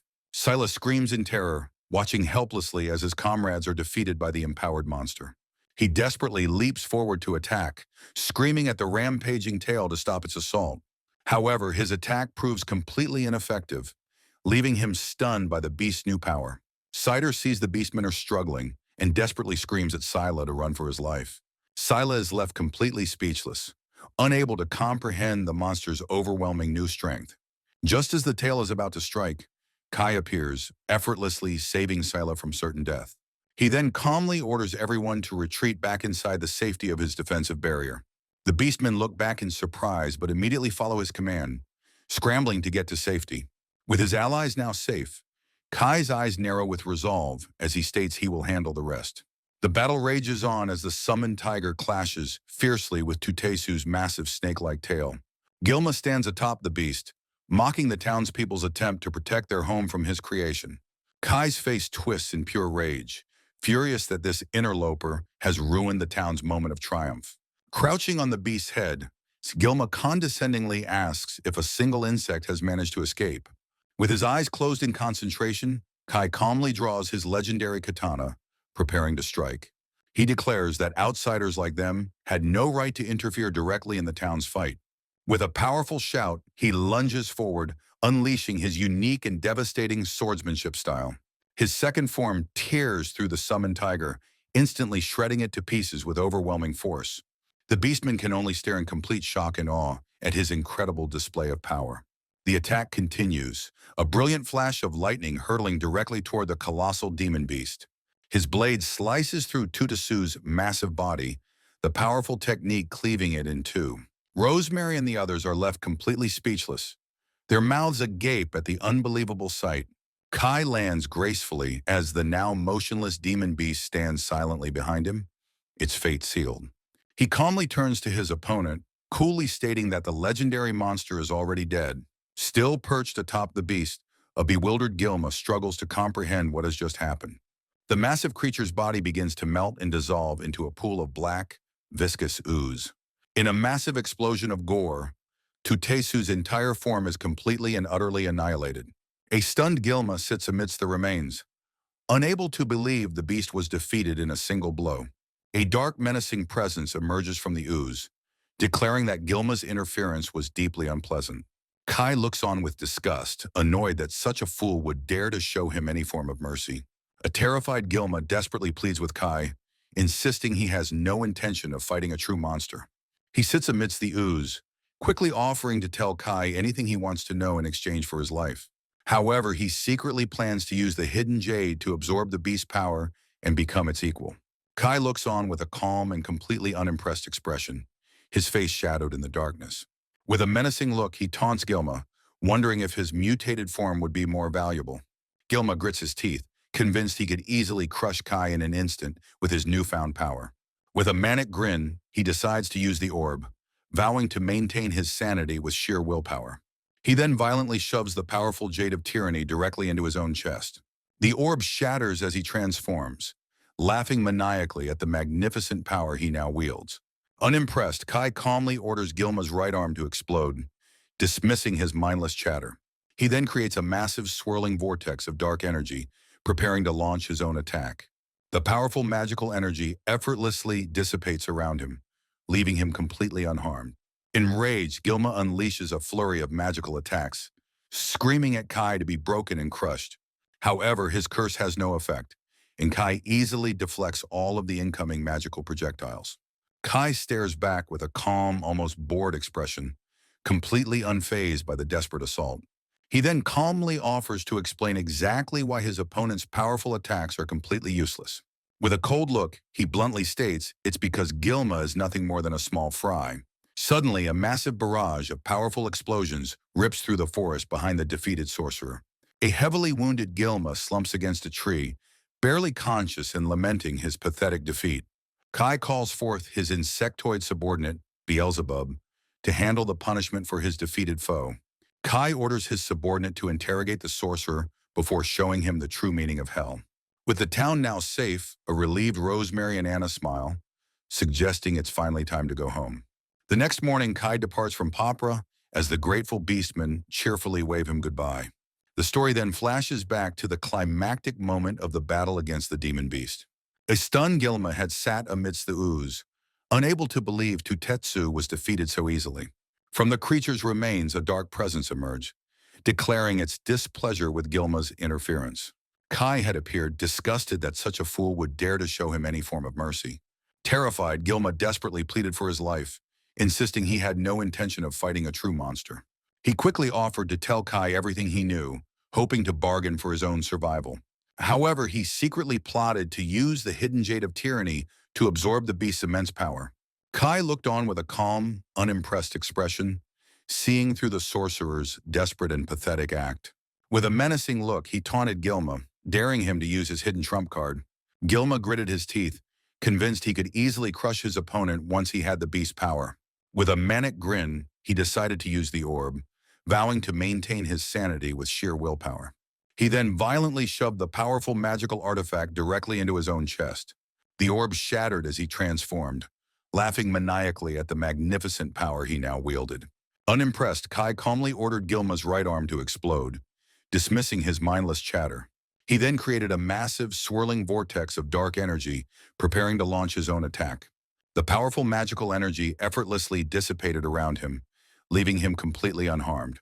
Looking at his unscathed hand, he calmly questioned if that was all his opponent could muster. Enraged, Gilma unleashes a flurry of magical attacks, screaming at Kai to be broken and crushed. However, his curse has no effect, and Kai easily deflects all of the incoming magical projectiles. He calmly explains that a forced curse is nothing more than a simple mass of magical energy. Kai stares back with a calm, almost bored expression, completely unfazed by the desperate assault. The transformed Gilma continues to struggle, unable to comprehend why his absolute curse is failing. Kai then calmly offers to explain exactly why his opponent's powerful attacks are completely useless. With a cold look, he bluntly states it's because Gilma is nothing more than a small fry. Suddenly, a massive barrage of powerful explosions rips through the forest behind the defeated sorcerer. A heavily wounded Gilma slumps against a tree, barely conscious and lamenting his pathetic defeat. Kai calls forth his insectoid subordinate, Beelzebub, to handle the punishment for his defeated foe. He orders his subordinate to interrogate Gilma before showing him the true meaning of hell. With the battle over, a relieved Rosemary and Anna smile, suggesting it's finally time to go home. The next morning, Kai departs from Papra as the grateful Beastmen cheerfully wave him goodbye. Rosemary looks at him, sincerely stating how glad she is that he is her royal guard. An annoyed Kai insists he is only a temporary guard, which she happily agrees to. However, she believes that as long as she exists, he will always remain by her side.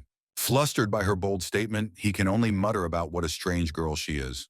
He thinks about his desire to protect his childhood friend Lena, questioning his strong attachment to her. A brief flashback reveals a memory of Lena, a remnant of his past that has not faded. Lying in bed, he reaffirms that he'll stick around until she finds a new royal guard.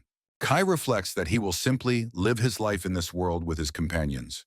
Fafnir cheerfully greets her master, asking if he enjoyed the cake that Rosemary had baked. In his sleep, Kai admits the cake was delicious as he rests peacefully with his companions. Later that night, a commotion breaks out at their lodgings under the bright full moon. The scene then transitions to the grand imperial capital of the Ameria Kingdom, Alamgard. A young man with a long ponytail rushes down a corridor, frantically calling out a name. He stops at a window out of breath and looking concerned about the situation outside. Lena, the sword saint, suddenly appears, announcing she's going to Vals to see Rose and Kai. Her friend, the Grand Sorcerer Keys, is completely stunned by her abrupt declaration. After reading a letter from Princess Rose, Keys is overwhelmed by the surprising turn of events. Learning Kai is with the princess, a worried Lena insists they must go to Vals immediately. She enthusiastically runs off to find a carriage as Keys desperately tries to stop her. Keys furiously reminds her of her position, questioning what will happen if she leaves now. However, she cheerfully dismisses his concerns, telling him to get ready as she dashes away. A defeated Keys is left behind, wondering what his own master would do in this situation. Elsewhere, a dark and bloody corridor rumbles, its windows shattered and walls splattered with gore. A man in a white suit calmly closes his book, using a defeated enemy as a footrest. With a grim and serious expression, he announces that the sorcerer Gilma is now dead. Nearby, a group of people look out a window in shock at the man's sudden appearance. His subordinate questions the news, but the captain confirms Gilma's presence has vanished from the world. The captain's subordinate asks if Gilma's killer is truly in the Papra region, which he confirms. With a determined look, the man adjusts his hat and announces his next mission is now clear.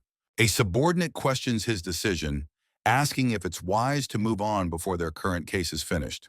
Looking at the bloody aftermath, he casually dismisses her concern, stating he can simply kill their client later. A new figure with a confident smile arrives, declaring they'll just have to kill everyone.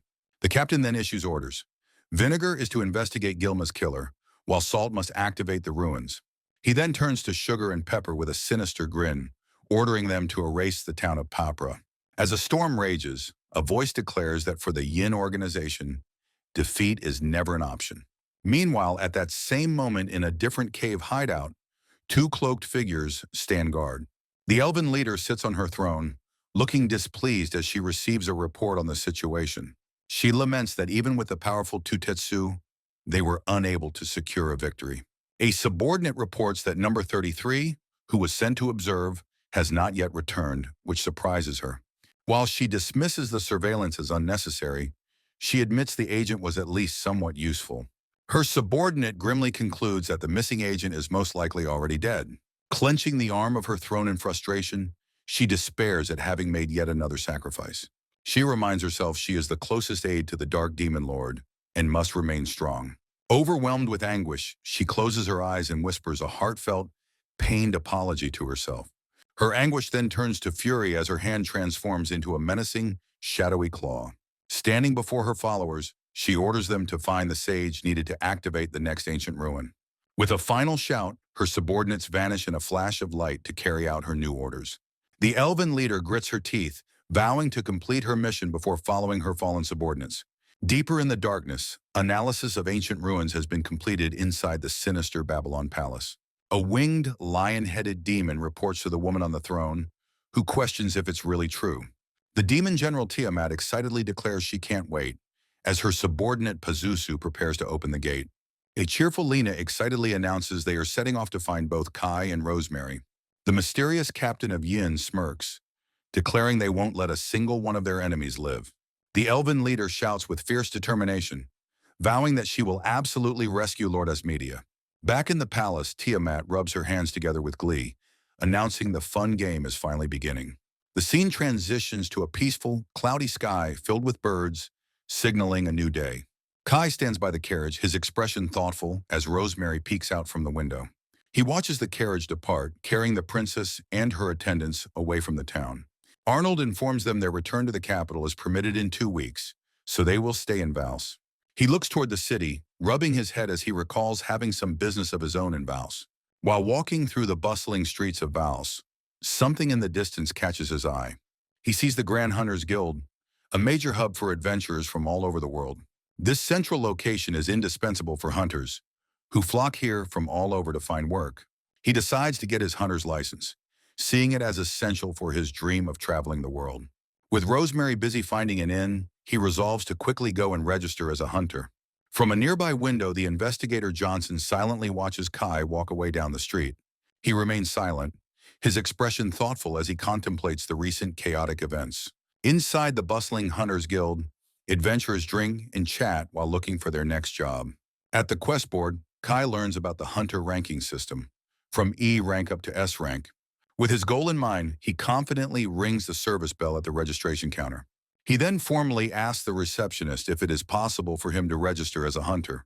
The receptionist turns to him with a surprised but friendly expression, responding with a simple, "Yes." With a bright and welcoming smile, she happily informs him that she will handle his registration. She then explains there is a 10,000 AUL registration fee, and he calmly agrees to pay. However, she blushes in surprise as she notices him using a rare skill to retrieve the money. Excitedly, she asks if he possesses an item box, a rare and incredibly valuable type of gift. Kai quickly denies it, remembering that he must keep his truly valuable skills a complete secret. He pays the fee, and she apologizes for her forwardness before formally accepting the payment. Kai glances back, his expression thoughtful and wary of the attention his skills might attract. He turns from the counter, resolving to hide his abilities to avoid getting into any more trouble. Next, the receptionist explains he must have his gift and stats appraised using 2 magical orbs. To avoid suspicion, he decides to use his sealing gauntlets to lower his stats to average. He sets his average strength to 12 and puts on a powerless ring as an extra precaution. With his stats now hidden, he places his hands on the orbs, ready for the appraisal. However, the receptionist screams in shock, revealing his gift is the most talentless in the world. The entire guild hall falls completely silent as every hunter turns to stare at him. A cocky hunter then approaches, mockingly confirming his infamous and pathetic status to the embarrassed receptionist. The hunters laugh loudly, mocking Kai and threatening to report the commotion to the guildmaster. One of them continues to jeer, stating that despite having a powerful backer, Kai is still pathetic. The embarrassed receptionist turns to Kai, apologizing profusely for publicly revealing his gift status. However, he gives her a thumbs up, reassuring her that it's better this way to avoid misunderstandings. With a cheerful smile, she then announces his stat appraisal, revealing a meager strength value of 12. Kai and the mocking hunter exchange a tense glance from across the now crowded guild hall. He realizes the dummy ring he wore had a hidden ability, which skewed the results of his appraisal. Taking off the ring, he asks the surprised receptionist to appraise his stats one more time. Two hunters nearby look on with understanding, realizing the ring was the cause of the strange reading. While waiting outside, Kai stretches, wondering why he's wasting his time with just a simple registration. The receptionist explains the process takes a few days and hands him a temporary registration card. As he leaves, she leans in and quietly warns him to be careful with his ability-boosting ring. Noticing the other hunters staring, Kai decides to take a detour to avoid any further trouble. Earlier upstairs in the guild, B-rank hunter Ilsa complained to Johnson about having to tail someone. Johnson had explained she was to monitor Maria Heinemann's son Kai at an S-rank hunter's request. He told her it was faster to see for herself, pointing her towards the registration counter downstairs. Reluctantly, she agreed, grumbling that she expected a very generous reward for her troubles. From a hallway, she peeked out as the receptionist pointed out the young boy at the counter. Ilsa scoffed, having overheard he was the most talentless, and believing he would never amount to anything. However, she then heard two hunters gossiping about his powerful, national treasure-level ability-boosting ring. Ilsa's expression is thoughtful as she processes the new information, finally understanding the situation. From a balcony, she understands why Johnson ordered Kai's protection after seeing his powerful ring. She scoffs, annoyed at the guild's declining standards and their obsession with the ability-boosting ring. In a nearby alley, the guild receptionist hums a tune as she discreetly follows behind Kai. Suddenly, Ilsa drops down from a rooftop, startling the receptionist who calls out her name in surprise. The receptionist Mia asks Ilsa to keep an eye on Kai for a little while. Her expression is one of genuine concern, as she is clearly worried about his safety. Ilsa smirks, stating she couldn't refuse the protection request anyway, which seems to relieve Mia. Meanwhile, Kai is suddenly cornered in the alley by a group of aggressive B-rank hunters. Ilsa, the B-rank hunter agent, intervenes, throwing daggers and ordering them to leave him alone. However, one of the thugs grabs Kai from behind, intending to use him as a human shield. The attacker is left completely stunned, his face a mask of pure shock and disbelief. In a blur of motion, Kai effortlessly takes down all of the hunters in an instant. His eyes glow with a menacing and terrifying light as he surveys the defeated group before him. A horrified Ilsa stumbles backward, completely shocked by his sudden and overwhelming display of power. He moves with blinding speed, leaving her breathless against a wall while the others lie defeated. She is stunned he saw through her presence-concealing skill, as Kai casually asks if she saw. Back at the guild, Johnson explains to Mia that Kai is not talentless at all. With a knowing smirk, he declares that what they've seen is not his true power. Kai is a monster. Ilsa looks on from the alley, a sense of pure shock and dawning realization on her face. Kai questions Ilsa's intent to provoke him here in Vals, as she looks on with determination. He acknowledges their fated connection, predicting that a conflict between them is coming very soon. From a window above, Johnson asks what she means as Ilsa declares her mission is to watch Kai. Elsewhere, battered thugs report their failure to their leader, blaming the powerful ring for their repeated defeats. Enraged by their excuses, the leader brutally strikes his subordinate for making excuses for their cowardice. The Card Guild's leader, Marhig, appears, declaring that pathetic cowards have no place in his crew. A subordinate mockingly reads a report about Kai Heinemann, the infamous world's most talentless person. Marhig grows angry, learning the rival coin guild was involved in the recent Papra incident. His subordinate continues reading the lengthy report while holding a small potion vial in his hand. The report states eyewitnesses claim Kai, not the Beastmen, was the one who subjugated the demon beast. The leader scoffs, finding it impossible that a simple ring could defeat a great demon beast. One of his defeated men insists victory is impossible against such an overwhelmingly powerful opponent.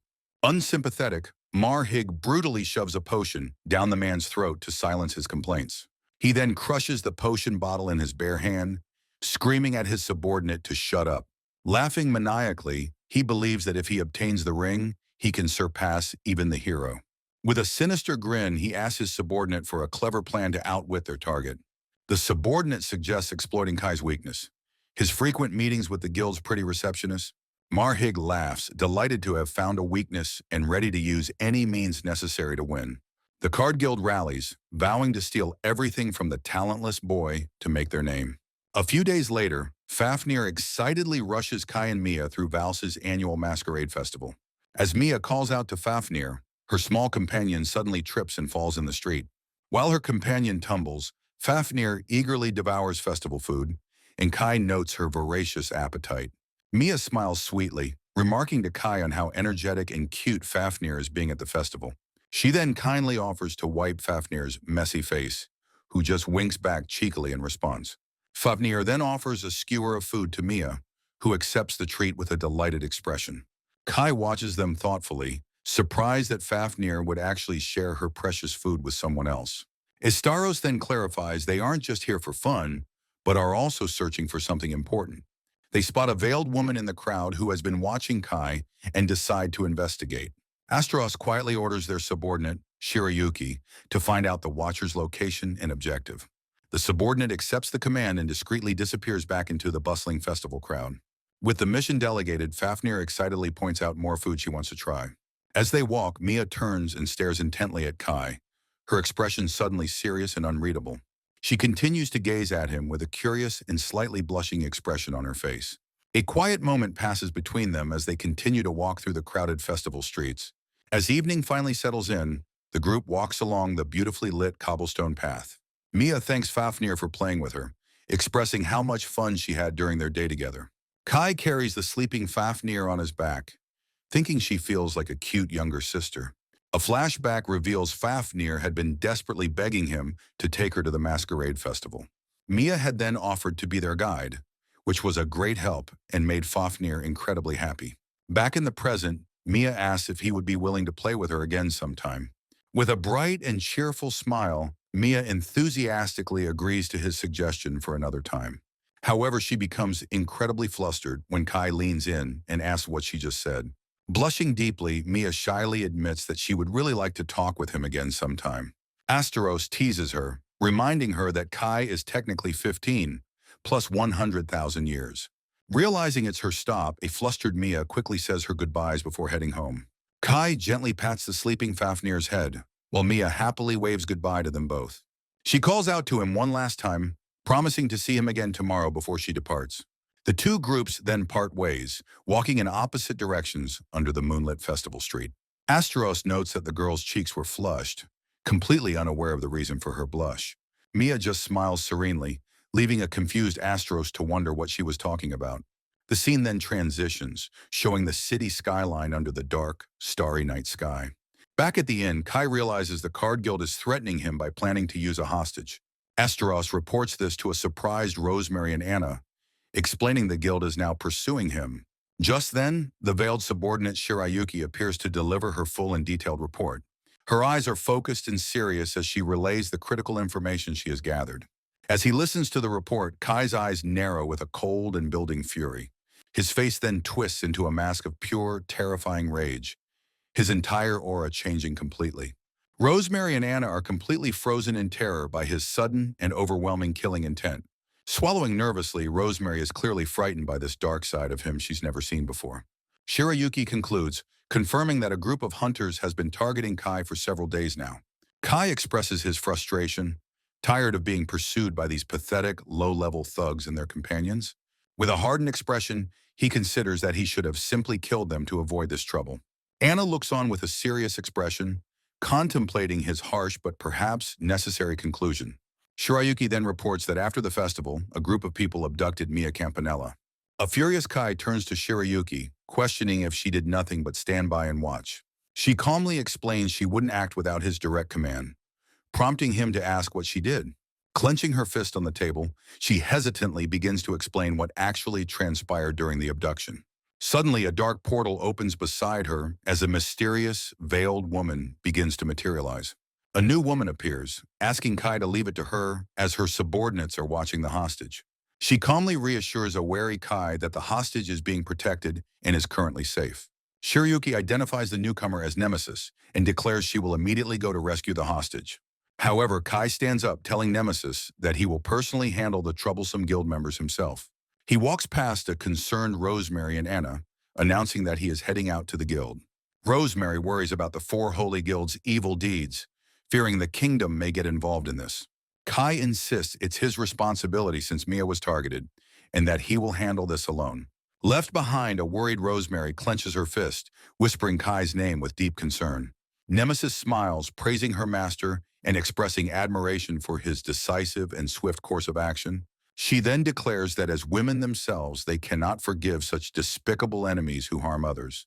With a sharp glint in her eye, she asks them to prepare a scenario for the Card Guild's destruction. Kai smirks, willing to play along with any scenario that ultimately sends the Card Guild to hell. Nemesis thanks Kai for his kind words, announcing that the scenario will begin shortly. As Kai sits, a maid suddenly approaches and presents him with a letter. The scene flashes back, showing Mia walking home alone, humming cheerfully to herself. She seemed completely lost in her own pleasant thoughts, her eyes closed in contentment. Suddenly, her eyes snapped open with a surprised blush as a new thought struck her. She realized she'd been thinking about Kai all day, wondering about her feelings for the younger boy. Embarrassed, she frantically shook her head, trying to dismiss the sudden and flustering thoughts. She remembered worrying about his talentless status, but now she just looked forward to seeing him. Panicking, her mind spiraled as she chided herself for abusing her professional position at the guild. She resolved to stop meeting him personally, deciding to leave watching over him to Ilsa. However, a sad expression crossed her face as she wondered if she was okay with not seeing him again. Above her, the vast, starry night sky offered no answers to her conflicted feelings. She sat alone on a barrel under a lamppost, looking downcast and lost in thought. Without warning, two large thugs grabbed her from behind, catching her completely by surprise. In the struggle, her signature bunny ear headband was knocked off, clattering onto the cobblestone. From a nearby tree branch, the hunter Ilsa watched silently as the men carried Mia away. Her captors took her to a dilapidated, ivy-covered church on the dark outskirts of town. Waking up on the floor, a groggy Mia realized she was trapped inside the abandoned church. One of the thugs then brutally kicked her, sending her sprawling across the dusty floor. From the shadows, a large, menacing figure holding a massive axe greeted Mia by her full name. The hulking man is Marhig, the leader of the Card Guild, who glares down at Mia. She stands her ground, completely surrounded by his menacing group of thugs. He questions her guild's intentions, citing Kai's possession of an undeserved, powerful item. The leader then declares that she is the key they need to finally punish Kai. Terrified, Mia realizes they plan to use her, a recent acquaintance, to lure him into a trap. She panics, certain the kind-hearted Kai will come to her aid, and refuses to let him fall for it. A subordinate then smugly reveals they believe she is Kai's lover and soon-to-be fiancé. Completely flustered, Mia blurts out in absolute shock at the absurd and untrue accusation.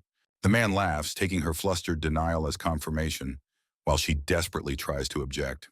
With a sinister smirk, he raises his hand, warning her that this is going to hurt. Surrounded, Mia demands to know what they're planning as a thug tells her to enjoy her final moments. A leering thug reaches for her, threatening to make her scream until she's hoarse. She recoils in pure terror, shouting at the scumbag to stay away from her. The man grabs her, mocking her inexperienced reaction as he prepares to assault her. The thugs begin ripping her clothes off as she cries out in helplessness. Marhig watches with a crazed expression, eager to see Kai's face when he finds his lover dead. With her clothes in tatters, Mia sobs, desperately begging for Kai to cry out for her.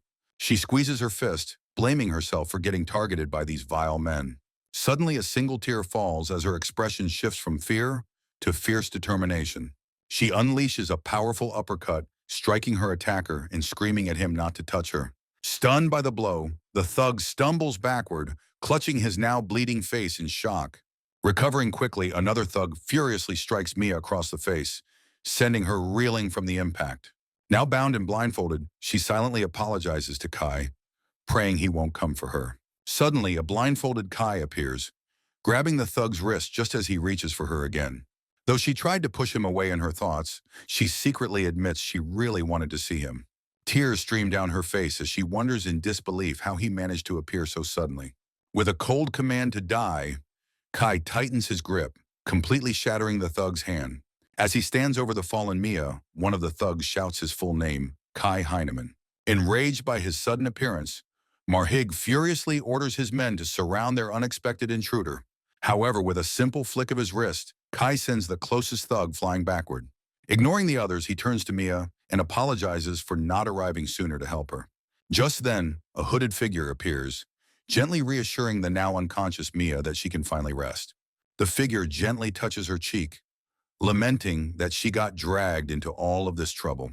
Kai looks on with a grim expression, acknowledging that he was the cause of her suffering. The remaining thugs draw their weapons, ready to swarm him from all sides in a coordinated attack. With a furious battle cry, the entire group charges forward at once, determined to overwhelm him.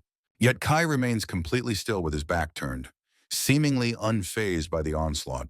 His eye narrows with an intense, deadly focus as he prepares to counter their assault. In a single explosive burst of motion, he unleashes a flurry of unarmed strikes upon them all. Marhig and his subordinate can only watch in horror. Stunned, he's fighting so many opponents barehanded. Marhig stares, believing the ring is the source of the talentless boy's incredible strength. Witnessing its immense power, his greedy desire for the magical ring intensifies greatly. As Kai finishes off another thug, Marhig prepares to make his move, but suddenly hesitates. A cold, determined glare from the young swordsman freezes the guild leader in his tracks. The hulking man sweats nervously, finally realizing the immense danger he is truly in. He decides that retreating for now is the most strategic option for his own survival. However, Kai instantly appears behind him, questioning where he's going after sending in. The scene then flashes back to the moment the maid delivered the fateful letter to Kai. The letter demanded he come to the abandoned church to exchange his ring for Mia's life. Back at the inn, Anna furiously yells at Nemesis for her reckless and seemingly slow plan. Nemesis calmly reassures Kai that everything is proceeding according to her perfect scenario, which he accepts. Before departing, Kai orders them not to interfere, declaring he will settle this matter himself. Arriving at the church, he appears behind Marhig, confirming he is the Card Guild's boss. With a menacing glare, he questions if the leader truly believes he can escape unharmed after this. A terrified Marhig feels the immense pressure from the boy standing menacingly right behind him. The guild leader's remaining subordinates warily begin to surround the lone, imposing figure. Overcome with a mix of pure rage and fear, Marhig lets out a desperate, guttural shout. In response, Kai swings his katana, unleashing a powerful shockwave with a single, fluid motion. He calmly observes the aftermath of his attack, his expression completely unreadable. Suddenly, Marhig laughs maniacally, grabbing the hooded figure as a hostage and declaring the tables have turned. The guild leader boasts about his own teleportation ring, vowing to add Kai's powerful ring to his collection. Kai looks back, unimpressed, dismissing his opponent as someone who can't even appraise items correctly. Holding a knife to the hostage's throat, he furiously demands Kai surrender his gauntlets and ring. The remaining thugs prepare to attack as their leader continues to threaten his captive. Kai calmly agrees to his terms and begins to remove his gauntlets, much to Marhig's surprise. From a nearby window, Kai's subordinates, Nemesis and Shirayuki, watch the tense standoff unfold. Holding up a simple ring, Kai casually asks if his opponent is sure, warning he'll regret his choice. His subordinates react in pure shock, realizing their master is actually removing his sealing gauntlets. As his panicked companions offer to retreat for him, Kai remains completely focused on the thugs. He calmly tells them to proceed, leaving a confused Marhig to question what he means. Shirayuki's expression hardens, calling them foolish humans for forcing this upon themselves. At his command, Nemesis instantly appears in a flash of dark energy, rescuing the hostage. Marhig screams in pure frustration, calling the sudden rescue a cowardly and despicable ambush. Mockingly, Kai tosses the junk ring to his opponent, questioning his use of hostages. The guild leader fumbles for a moment, but successfully catches the glowing, powerful ring. One of his subordinates confirms with a cheerful smile that it is indeed the correct ring. He puts on the ring and roars triumphantly, convinced he's now the strongest in the entire world. Looking down, Kai reflects that those who rely solely on their gifts are all fundamentally rotten. He then comments that at least Cider, the defeated Coin Guild leader, had the spirit of a warrior. Enraged, Marhig screams at the cheeky brat, declaring he has no more use for him. The guild leader tells Kai not to be afraid, as he no longer has any use for him. He then furiously orders his men to beat the boy to death with their full strength. The entire group of thugs surrounds Kai, confidently preparing to launch their coordinated assault. Marhig laughs maniacally, raising his massive axe, completely certain of his overwhelming victory. However, Kai stands calmly with his blindfold on, completely unfazed by the impending attack. He grips his katana, preparing to unleash his unique and deadly one-sword style of swordsmanship. His eye narrows with an intense, unwavering focus as he identifies his targets. In an instant, he unleashes his signature technique, the first form, Deathline. The attack cuts through Marhig and his men in a single, imperceptible flash of motion. The thugs are instantly torn apart as their horrified leader questions what just happened. A single drop of blood flies through the air, marking the end of the swift, brutal attack. Kai stands amidst the carnage, as Marhig admits he couldn't even see the sword swing. As the leader continues to scream in the background, Kai simply stands with his blade drawn. Marhig then looks down in horror, screaming as he realizes his arm and fingers have been severed. His subordinate collapses, foaming at the mouth and completely unconscious from the overwhelming shock. Stumbling forward, Marhig furiously accuses Kai of tricking him with a fake, powerless ring. Kai calmly states he never needed ability-boosting equipment, as he was never wearing a ring. Overwhelmed with pure terror, the guild leader's mind finally breaks, and he weakly begs for help. With a cold look, Kai declares that he is not nearly as weak as his opponent believed him to be. A massive pillar of light then erupts from the church, completely obliterating the entire building. Kai walks away from the smoldering ruins of the church, his silhouette framed by the night sky. The defeated guild members lie scattered on the ground, groaning in pain from their injuries. With a furious expression, Kai summons his subordinate, Beelzebub, who appears and awaits his command. Beelzebub accepts the order to make the thugs experience a living hell for their transgressions. A slime subordinate emerges from the shadows, holding the unconscious Mia and asking for further instructions. The subordinate, Nemesis, explains she has brought the others as well, finding the situation very interesting. Suddenly, a dark portal opens on the ground, and several figures begin to step out of it. The investigator Johnson and the hunter Ilsa arrive on the scene, observing Kai and his companions. Kai calmly informs the newcomers that he will ensure the captured thugs are delivered to the Hunters Guild. Johnson agrees, stating he has already witnessed the entire incident from beginning to end. He concludes that with all his crimes, the guild leader Marhig will undoubtedly be sentenced to death. Kai then demands an explanation from Nemesis for letting Mia be used as a card in her scenario. Nemesis explains it was important that he was the one to rescue Mia all by himself. Her companions explain they just set the stage, calling the plan heartless but necessary. Ilsa shouts at Kai, telling him to take Mia back to her home now that she is safe. He suggests it would be more appropriate for the Hunters Guild to escort her, as he is an outsider. Johnson states they are busy investigating the scene and can't leave until their work is finished. Kai's subordinates insist he must take responsibility for Mia, and he reluctantly agrees with their assessment. He carries Mia on his back and walks away, declaring this is the start and end of it all. Nemesis remarks this is her master's true power, though he wasn't even using 0.01% of his strength. A single tear falls as his subordinate reflects on the overwhelming power she has just witnessed. Nemesis wonders aloud if this means her master has no equal in this entire world. Her companion thoughtfully notes that Kai greatly resembles her former master from long ago. She concludes that for reasons beyond conflict, Kai's presence is absolutely necessary for this world. The wind rustles through the trees as the quiet night settles over the town once more.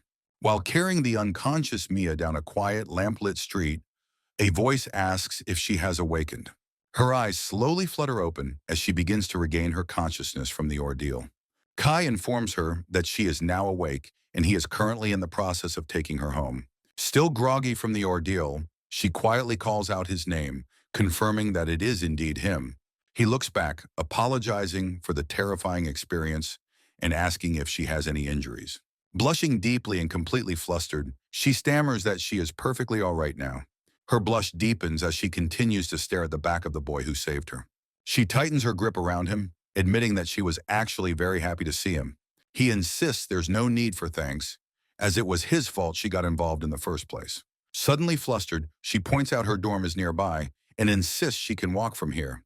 Before he can protest, she leaps from his back and gives him a tight hug, thanking him. They embrace for a moment under the warm glow of the streetlights on the quiet path. Turning to leave, she waves a cheerful goodbye, calling out to him one last time. Kai watches her go, a small, gentle smile appearing on his face as she departs. They both promise to see each other again as they finally part ways for the evening. A distant view shows Kai walking away, as Mia happily skips on ahead of him.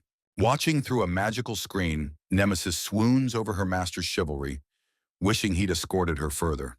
His subordinates then tease him directly, suggesting he should have gone all the way into Mia's room. Elsewhere, the hunter Ilsa appears before Johnson, stating she has a question for him about the recent events. Nemesis and her companion exchange a knowing glance as they continue their mysterious conversation.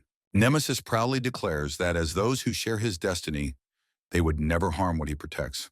With a final reassurance, the two subordinates suddenly vanish in a swirl of dark energy, startling Elsa. Johnson sighs, realizing they left before he could tell them that he was sorry for the trouble. He laments that he tried to deal with a small pest, but ended up summoning a true monster instead. Ilsa admits that while Kai saved Mia, she feels an unfathomable fear when thinking of his immense power. Johnson recalls that Kai is his best friend's son, noting something changed him though his core remains. Ilsa concludes that despite their overwhelming power, she cannot bring herself to see them as evil. The scene transitions, showing the vast and bustling cityscape of Valse under a cloudy sky. Back at their inn, Anna spots Kai returning from a distance and immediately alerts Princess Rosemary. Anna notes that from his calm demeanor, it seems the dangerous situation has been resolved safely. With a gentle smile and a sigh, Rosemary expresses her profound relief that he has returned unharmed. However, Anna complains that he causes too much commotion and lacks the awareness of a royal guard. Rosemary gently reminds Anna that he is only a temporary guard that she personally requested. She then teases a flustered Anna, knowing she stayed up all night worrying about him. Anna denies it, but Rosemary points out that he always makes her worry with his reckless actions. Rosemary suggests that since it's morning, they should all get some rest after the long night. While the princess sleeps soundly, her attendant Anna lies awake, watching over her with a thoughtful expression. She remains silent and still, her mind clearly occupied by unspoken and serious thoughts. Later, standing in the hallway, Anna reflects on the complete and unwavering trust Princess Rose has in Kai. However, her expression shifts as a conflicting and personal thought begins to form in her mind. The next day, an enraged Anna stops abruptly on a bridge as Kai begins to walk past her. She suddenly erupts in pure fury, screaming Kai Heinemann's name and declaring she will never forgive him. Panting with unrestrained anger, she is clearly still incensed over a previous conversation they had. Slamming her fist, she demands he retract his statement about the kingdom's tragic state being Rose's responsibility. In a flashback, Kai calmly critiques the kingdom's corrupt nobles and greedy, power-hungry authorities. A concerned Rosemary had tried to de-escalate the situation, gently calling out Anna's name. Anna insists the king and Rose are responsible for guiding the people and cannot escape blame for being incompetent. Furious, she had grabbed Kai by the collar, yelling at him for calling the princess incompetent. However, Rosemary had stood up abruptly, shouting for Anna to stop and cool her head. A flustered and embarrassed expression spreads across Anna's face as she is rebuked by the princess. She quickly apologizes and storms out of the room, leaving Kai and Rosemary in the tense silence. Rosemary then apologizes to Kai, who asks if she should really just let Anna leave like that. With a calm expression, she explains that it is best to leave Anna alone when she gets upset. Later, a cheerful Fafnir bursts into the room, happily announcing that it is finally snack time. Fafnir exclaims she wants to eat cookies, and a smiling Rosemary agrees to bake a lot for her. Rosemary remembers they are out of tea for the cookies and asks Fafnir where Anna has gone. As Kai sips his drink, he begins to apologize, seemingly unable to help with her request. However, she winks and asks him to relay a message to Anna, requesting her usual brand of tea. He looks up at her, a quiet and understanding moment passing between the two of them. Realizing she is creating an opportunity for them to reconcile, he agrees to go and find Anna. The scene then transitions, moving from the inn to the city streets outside. Elsewhere, a contemplative Anna sighs deeply as she stands alone on a stone bridge overlooking the city. Below, a child excitedly points out a large heroic statue of the god Ares to his grandmother. Overhearing the child from the bridge above, she sighs again, wondering what she's even doing. In this kingdom, A person's entire worth is judged by the divine grace they receive from this god. The child happily declares he wants a great gift so he can become a knight, which pleases his grandmother. Anna continues to watch them, her expression a mixture of contemplation and internal conflict. Those with weak or unblessed gifts are treated as apostates, much like the infamous talentless Kai. Races without this grace, like the Beastmen, are considered lesser beings to be ruled by the gifted. She reflects on her own noble upbringing, where these discriminatory values were taught as common sense. However, her pride as a knight makes her question if these values are truly just and correct. She then witnesses the harsh reality of this discrimination as a man brutally whips a beast person. Clenching her gauntlet in silent fury, she is completely overwhelmed by her internal turmoil. She recalls being too afraid to face this contradiction, unable to admit that Kai's words were right. Gritting her teeth, she questions if she truly understands what it means to be a knight who protects. She reflects that if she hadn't matured, she would still be powerlessly watching others suffer. Suddenly, Anna leaps forward to shield the cowering girl as the slaver raises his whip to strike. The man angrily questions her sudden interference, demanding she stay out of his business dealings. The beast person speaks up, confusedly asking what's wrong with whipping her kind since they are just beastmen. The slaver then identifies Anna as a citizen of the kingdom, questioning her motives for intervening. He accuses her of protecting scum, but she retorts that those who create such discrimination are the problem. Kai suddenly appears, stepping in to de-escalate the situation and telling Anna to wait a moment. A noblewoman complains she was only showcasing her product, and Kai agrees not to interfere with her business. To her delight, he offers a bag of money, which she accepts as an 80,000 AUL down payment. The merchant then names her full price, demanding 200,000 AUL for the rare silver-haired beastman child. The beast person girl offers to pay him back someday, asking only that he treat the child with care. Her eyes widen in disbelief, reflecting the back of the boy who has just bought her. A completely stunned Anna watches on, unable to comprehend what Kai has just done. The merchant gives him 30 days to pay the full amount, or else his down payment is forfeit. With a confident smile, Kai agrees to the terms without any objection, leaving Anna completely shocked. The deal concluded, the merchant pats the girl's head, promising to treat her as a valued customer. Waving a cheerful goodbye, the merchant declares she will look forward to the final payment day. Now officially purchased, the beast person girl stands alone, looking back at Kai and his companions. Anna's shock quickly turns to rage as she grabs Kai by the collar, furiously shouting at him. She tightens her grip, continuing to scream his name in a fit of pure, unrestrained fury. She furiously questions how he could buy a person with money, engaging in trafficking before a royal knight. Kai reflects that while Anna has a good heart, she is too naive to understand the complex situation. He calmly explains that slavery is legal in the kingdom, and taking the girl by force would make Anna a criminal. Furthermore, such actions would only endanger Princess Rose's position, which is the last thing Anna wants. Rendered completely speechless by his logic, a sweating Anna can only stare back in stunned silence. The beast person girl then speaks up, confirming that buying her was the best way to ensure her safety. Finally understanding his reasoning, Anna releases her grip on Kai's collar, accepting his difficult choice. Sometime later, the group walks together across the bridge, the tense atmosphere having finally subsided. Anna remains quiet and contemplative, still processing the day's chaotic and unexpected events. Kai reminds her that Rose wanted her favorite tea, admitting he has no money and knows nothing about it. She erupts in a flustered rage, completely shocked that he would casually give away his entire fortune. Stepping forward, she scolds him, questioning what kind of fool would do such a reckless thing. He explains this country's problems are not easily solved, especially by one person acting alone. With a knowing smile, she realizes he's acting tough and softly calls out his name, Anna.